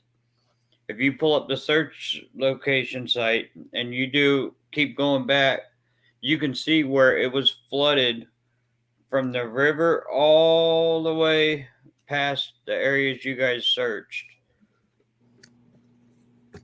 Yeah. And I mean way up there. Yeah. But we also have to remember too that field that we walked where we did find clothing in, that was all woods. Right. He went missing. It was not a field that they were, harvesting crops out of and planting. Right. It was a wooded field. And not to mention, remember that image I sent where there was this one area in the middle of the big triangle field that looked like it was previously a hole, and then over the years it was gone? Yes. I mean, there's no telling down there. There's really not. I mean, under the bridge, out in the field, in the water. I mean, anything. Water, long gone, swept away. No telling where could possibly be. Whether something was dug up when they put the new bridge in. Yeah. Because they don't monitor every bucket they scoop. Nope. No. And somebody had brought it up a while back ago, you guys were out there and done a search. Why has it been so long? When we were out there, the crops were starting to come up in the fields. And even though the property owners still said, hey, you guys go ahead, do what you got to do, we do know that is part of their annual income, and we didn't want to jeopardize that for them without knowing 100% something's there. So we wanted to wait for them to get their crops out of the field before going in, so we don't mess with their livelihood like that. I'm going to answer this just because I actually seen a story that they recently solved a 40-year-old case. 40 years, they still were able to find bones in the water. Seeing Lake Mead, I'll bring that up again. Lake Mead was really an eye-opener on that. Yes. 30, 40, 50 years, and they're still finding remains in the water. Yep. And a lot of these wasn't in a barrel or anything. It was remains out there. Yep. Now, salt water may be different, but these were found in fresh water, so right. I'm sure salt deteriorates bones more than fresh water. But they closed the case, a 40-year-old case, because they found bones in water. Wow. That is awesome. And to find, if somebody was to go in the water, not come out, you're running sonar within a day or two later, it is still almost like a needle in a haystack looking for them. So when you get into multiple years have gone by, it gets to the point that it gets next to impossible. It's not impossible because it does happen and they're found. But as the years go by, it does get harder and harder. But I mean, as Dan pointed out right there, 40 years, it's definitely possible to still find them. The Titanic was in salt water. Also the pressure. Yeah. Yes. Yeah. Yeah, there's quite a few videos on YouTube of why there's no bodies found at Titanic. Not And to mention you got sea life, you've got pressure. Think yeah, about the submarine that just imploded down there. Right. I mean, they found some remains, but they weren't full remains. yeah, And that was because of the implosion of the submarine and the pressure. Yeah, I But over guess time, saltwater animals, I mean, yeah, the pressure. I'm going to use that submarine as the example, but I've heard several scientists and stuff that spoken about that sub, and they said the easiest way to explain that would be you take a pop can and just crush it all at once, and that's basically what the pressure would do to like the sub and stuff down there, and everything inside. and just instantaneously. yeah.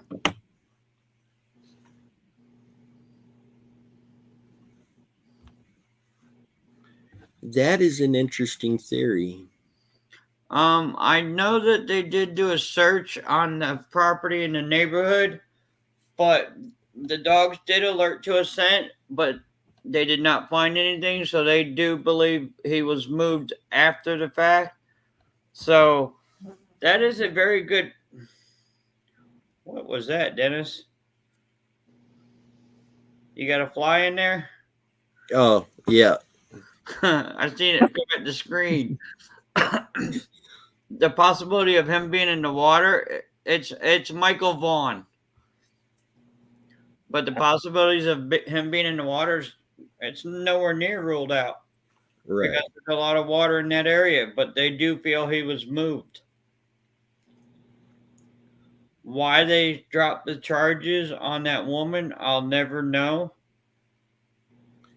I think they have an angle that they're working on with Yeah. that. They I think almost they have know to. more than what they're putting out in the public Right. to protect their case. Because you remember the two other people that were involved.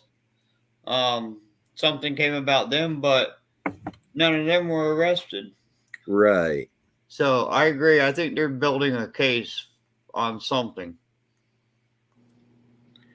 And hopefully they're able to bring Michael home. Yes, Michael Vaughn is the last name. And how old was he? He was 5 when he Yeah. went missing. hey 4 or 5. Not much older than Jeremy. Oh. Same age as Summer Wells. Mm-hmm. Then we had Angel Overstreet. She I want to was say she was 3 or 4. yeah.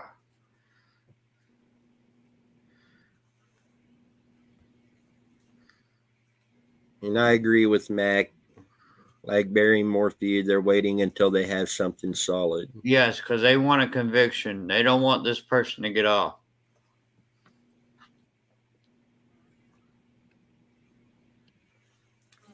And I used to get mad at law enforcement for not telling us certain information. No, I didn't. I just saw that fly. That thing looked it was a bat. That thing was Hey, it flew by the computer screen. I'm glad you said that. Okay. 2 nights ago, I was on a live stream and I was sitting outside. And you know them little birds? I mean, they can't be no bigger than that. Flew right in my head. I mean, it smacked me in the head. And I was like, oh, You had it blinded. hey, I'd watch that, Mr. Clean. Yeah. I'm going to ship you out some turtle wax. Guys sharing polishing supplies. Oh man. Hey, real quick question. Halloween, are we dressing up for Halloween show? Yes. I I don't remember what date I had.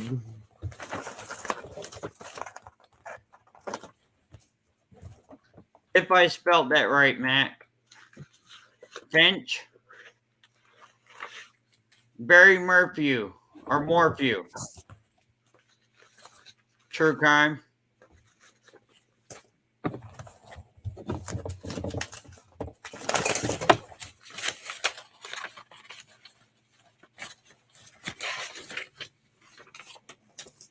I'm gonna dress up as Dennis.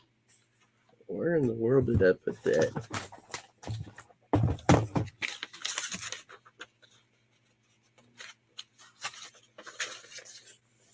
Do I get enough time to grow a beard? That would be awesome. You grow a beard and I'll shave my head. There we go. Well, I'm gonna go find me a chia pet now. Mm-hmm. Okay, are you guys available Saturday night, October 21st? Saturday night, October 21st. Yeah, because Let me check my calendar. I'm the just 20 kidding. the 22nd is my birthday. Oh, You're gonna be the what? 90? I mean 50. 50. Sorry, it slipped. 50. Did you ever man. see the Springfield 3Ks? Say the Springfield 3 case, I firmly believe all three ladies are in the wall of the parking garage of the hospital.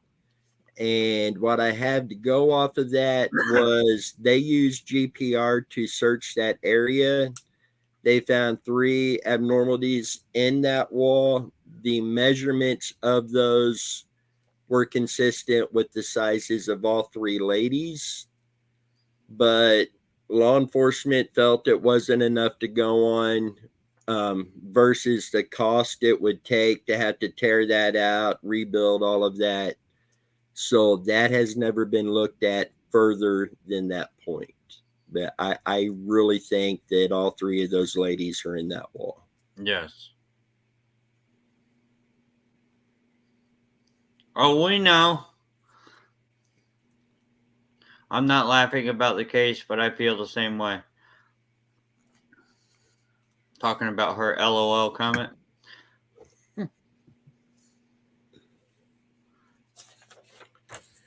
Yeah. If we're gonna, are you wanting to do it that Saturday night then? Yeah. Okay.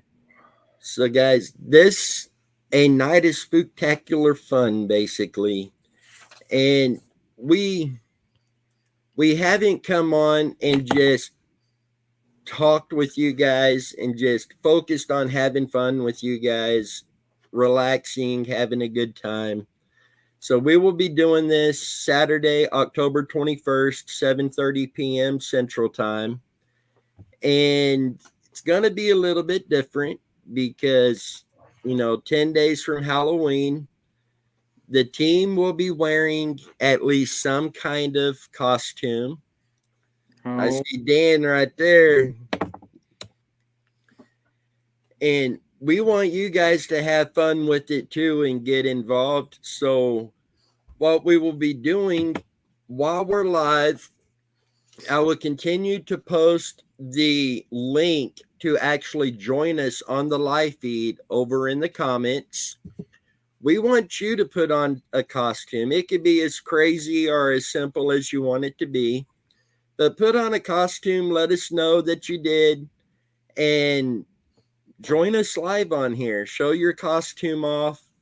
At the end of it, we will have all the viewers vote, and the person who had the costume that stood out the most and gets the most votes will get a free Muddy Water Search and Recovery t-shirt. So we're just going to have fun with it, have a night to relax. As busy as it's been, and then as we said the other night, we have over 200 cases we're working on, and Dan constantly has new cases coming in over on his TikTok channel as well. So it's kind of a much needed night to relax. So, Mac, I fully expect to see you in costume, but it's also a chance for you guys to jump on live with us at night and just hang out for a bit, have a good time. We need a flyer, Dan. Dan, For what? we need a Halloween flyer for this night. Hang on. Let's see what designs they have for Halloween. Halloween dress up flyer. Halloween costume contest flyer. See, I see Mac is doing the laughing emoji. So, Mac, you're going to have to join us live, bud. You know, Mac he's been following this channel from very early on. He has been one of They do have Halloween ones. Been here forever with us. Okay. So we got skulls, ghosts, pumpkins, colorful pumpkins. Looks like aliens. We don't want no portraits of Dan. We could do portraits of Dan on it. That'd be pretty spooky.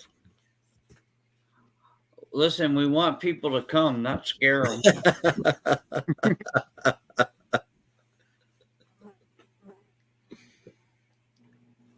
Dennis is over there playing backgammon. He's about ready to.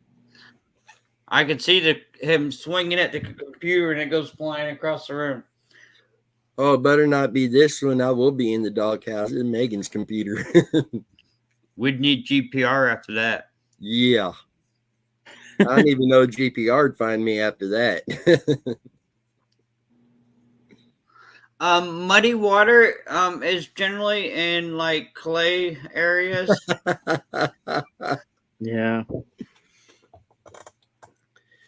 You get a lot of the murky soot and water in the bottom of it. So I know Mac and Catfish, Mark. These are some that's been around for it. And Dan was one of the first ones, I believe, to subscribe over on the channel. Yeah, I was within your first, what, 20? Yeah. 20, 30, something like that. So it was very early on. That's back when I look back and I see those videos and think, ugh.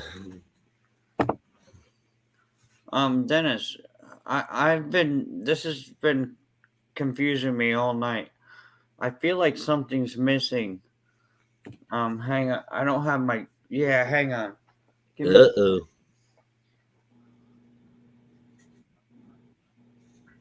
I need my glasses to be able to see it because the glare is getting pretty bad. You're missing your hat. Oh, yeah. Yeah. It's upstairs. I was downstairs and was just too lazy to go up and get it. Don't let him lie. He's getting it washed for the wedding.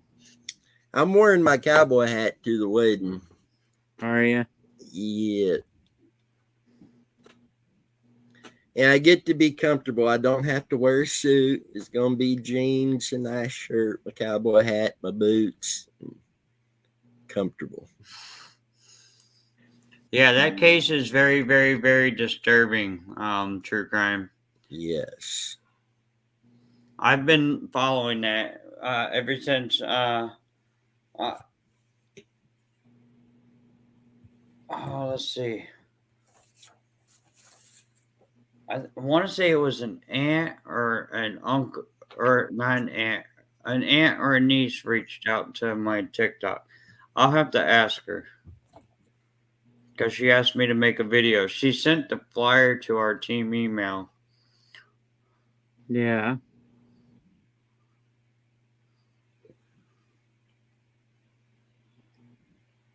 But that's a very, very, very disturbing case. And even she thinks the step mom was involved. It sucks when kids are involved. Yeah, I agree.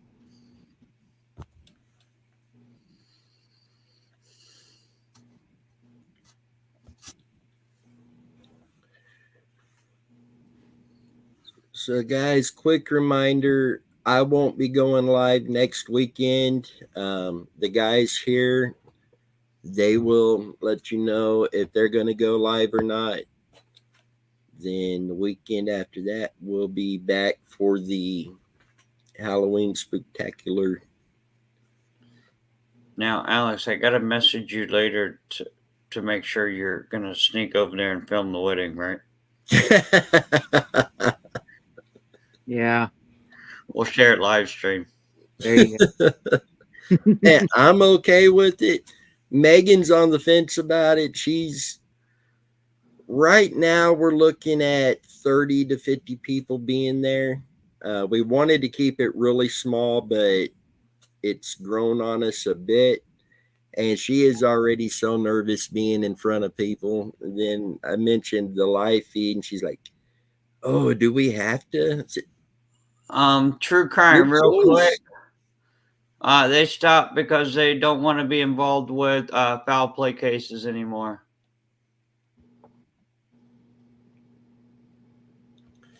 Because they did once Jared got that underwater magnetometer, basically, they did come back into town and search some locations with that. I don't think they ever filmed it or released footage of it, but they did come back with that and they didn't turn up anything and made a statement after that they wouldn't be back because it's to them points 100% to foul play and they want to stay away from those. I think that was around the time period that I was vanished.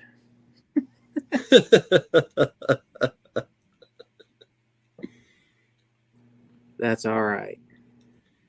And early on, I didn't understand why a team wouldn't work on a case that was foul play. It didn't take very long to understand it. You get threats quite a bit, death threats, threats that if you come back, they're going to kick your butt. Just ignorance like that. So I could see where teams wouldn't want to work on foul play cases, but I don't know. I guess we're different and it takes all kinds. And anybody that's out there looking for a missing person, that's that much more help out there. That's more likely that somebody's going to be found. So that's all that matters. But I fully understand why they don't want to work foul play. Yeah.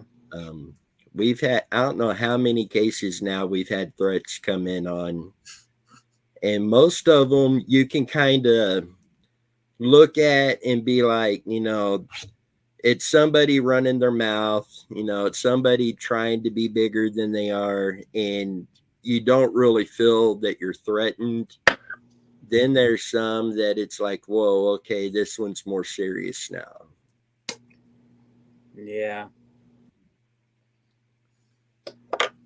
I guess we're just the crazy ones. Bring it on. I guess. And, somebody has to look for these people. Yep.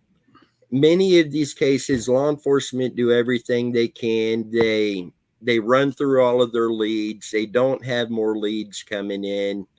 They don't have the manpower, budget, or resources to focus on that case every day of the week until that person's found. So many times these cases get set aside and then they fall through the cracks. And that's why it's so important there's somebody out there looking for these people.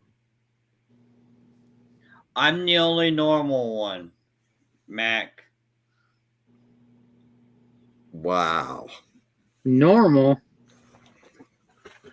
What do you mean? Dan's all the way in Oklahoma and it got deep up in here.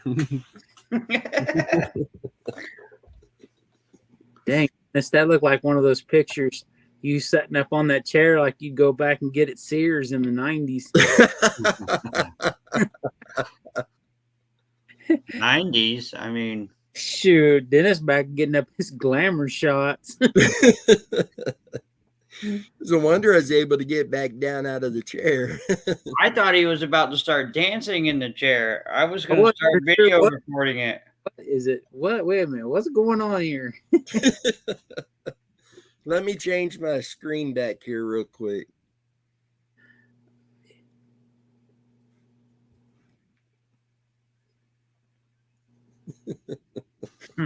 Yeah.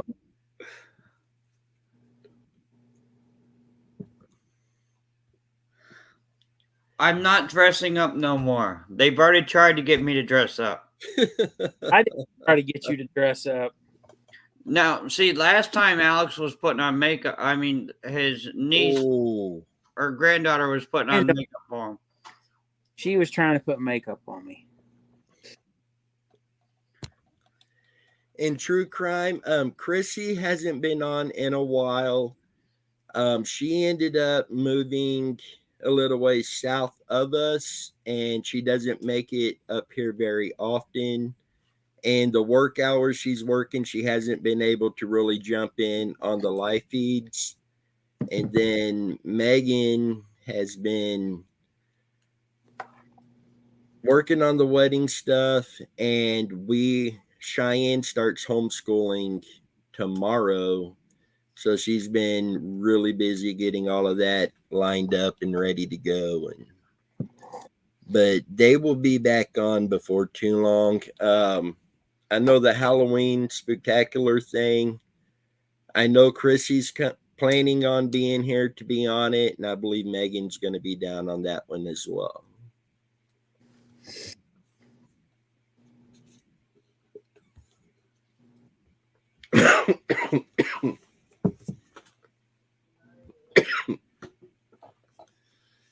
Wow, it's been 2 hours and 37 minutes.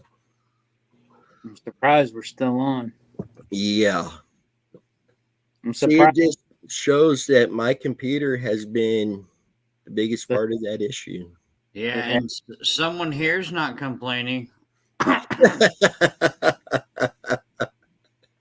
It's an hour past her bedtime. What? And no, that's my daughter. You made that little girl's night. Now she feels like an adult. See, Dad, I'm older. I don't have a bedtime. Shoot. You get older, you get to a point where bedtime's the best time of the day. You ain't kidding. How do I look like a wife? How do I look like a wife? Hey, here, I'll make it easier.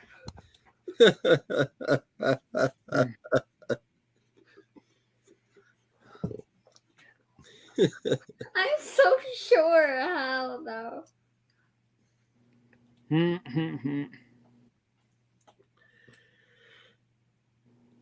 So, guys, it's all good. You guys got anything else to add tonight? It was a good night. We talked about good true crime. We talked about a lot of stuff. A lot of stuff. So we had 3 or 4 weeks to make up for. Yeah. 3 or 4 weeks. People thought we had disappeared. Oh, my night's nowhere near over. As soon as I put this one to bed, I got to jump back on the other one. So, guys, you heard that. Dan will be live again over on TikTok. So, any of you night owls going to be up, don't forget to jump over there and follow him over on that. I think Dan's giving away a big screen TV tonight over there on TikTok channel. Hey, listen, I get 1,500 viewers in there. Don't send no more. It's hard to keep up.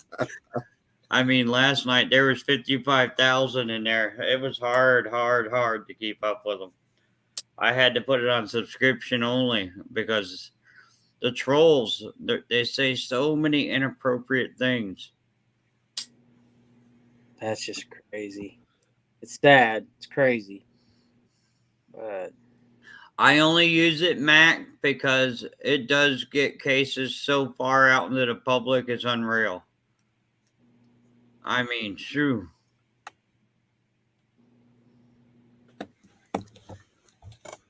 Yes, trolls suck bad. That's why I had to turn off the Facebook link and the YouTube link to our team. When I started going live, they were coming over.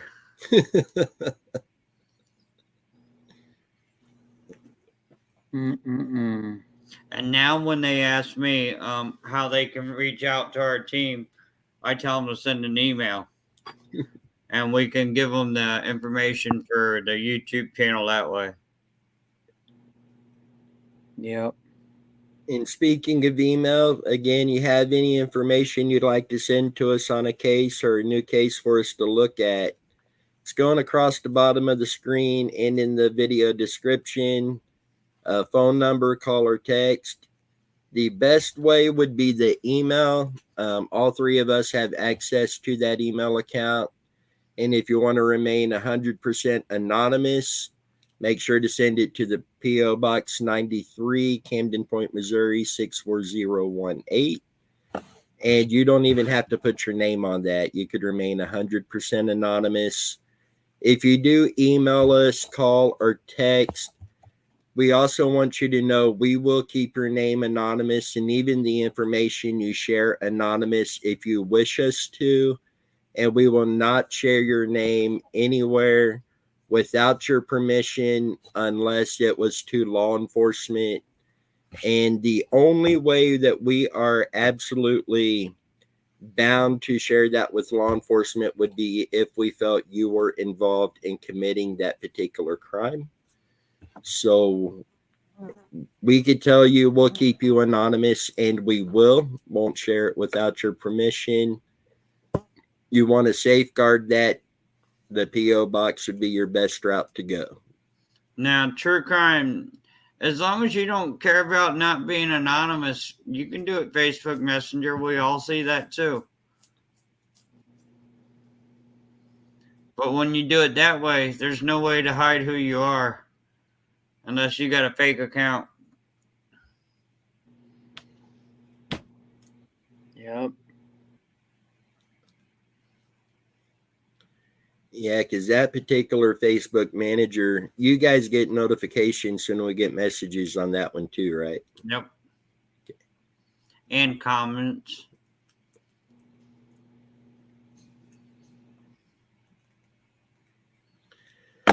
So, guys, with that, I think it's about time to call it a night. So we'll keep you updated as far as the next live feed. Dan had a new case come in tonight. We'll get a case layout on that in the next couple days. Now, did the one show up in the email yet? I haven't checked. Not yet. Okay, so it's just the one I sent the flyer of the 13-year-old girl? Right. Okay, yeah, that's the one I'm doing the live streams for right now on TikTok. Okay. Then the videos I done the case layout on, I believe it was earlier today, or it might have been yesterday. There's two of those cases. We'll be doing single or solo videos on a couple of those cases. Rico Harris, and then the 6 teenage boys that went missing on Lake Ontario after they stole the boat and the waterboard and took off across that. So we'll be getting those out to you guys soon as well. But other than that, unless you guys have something else, we will call it a night. It was a good night. It was a good talk. You guys stay safe, and we'll catch you guys down the road. Bye, everybody.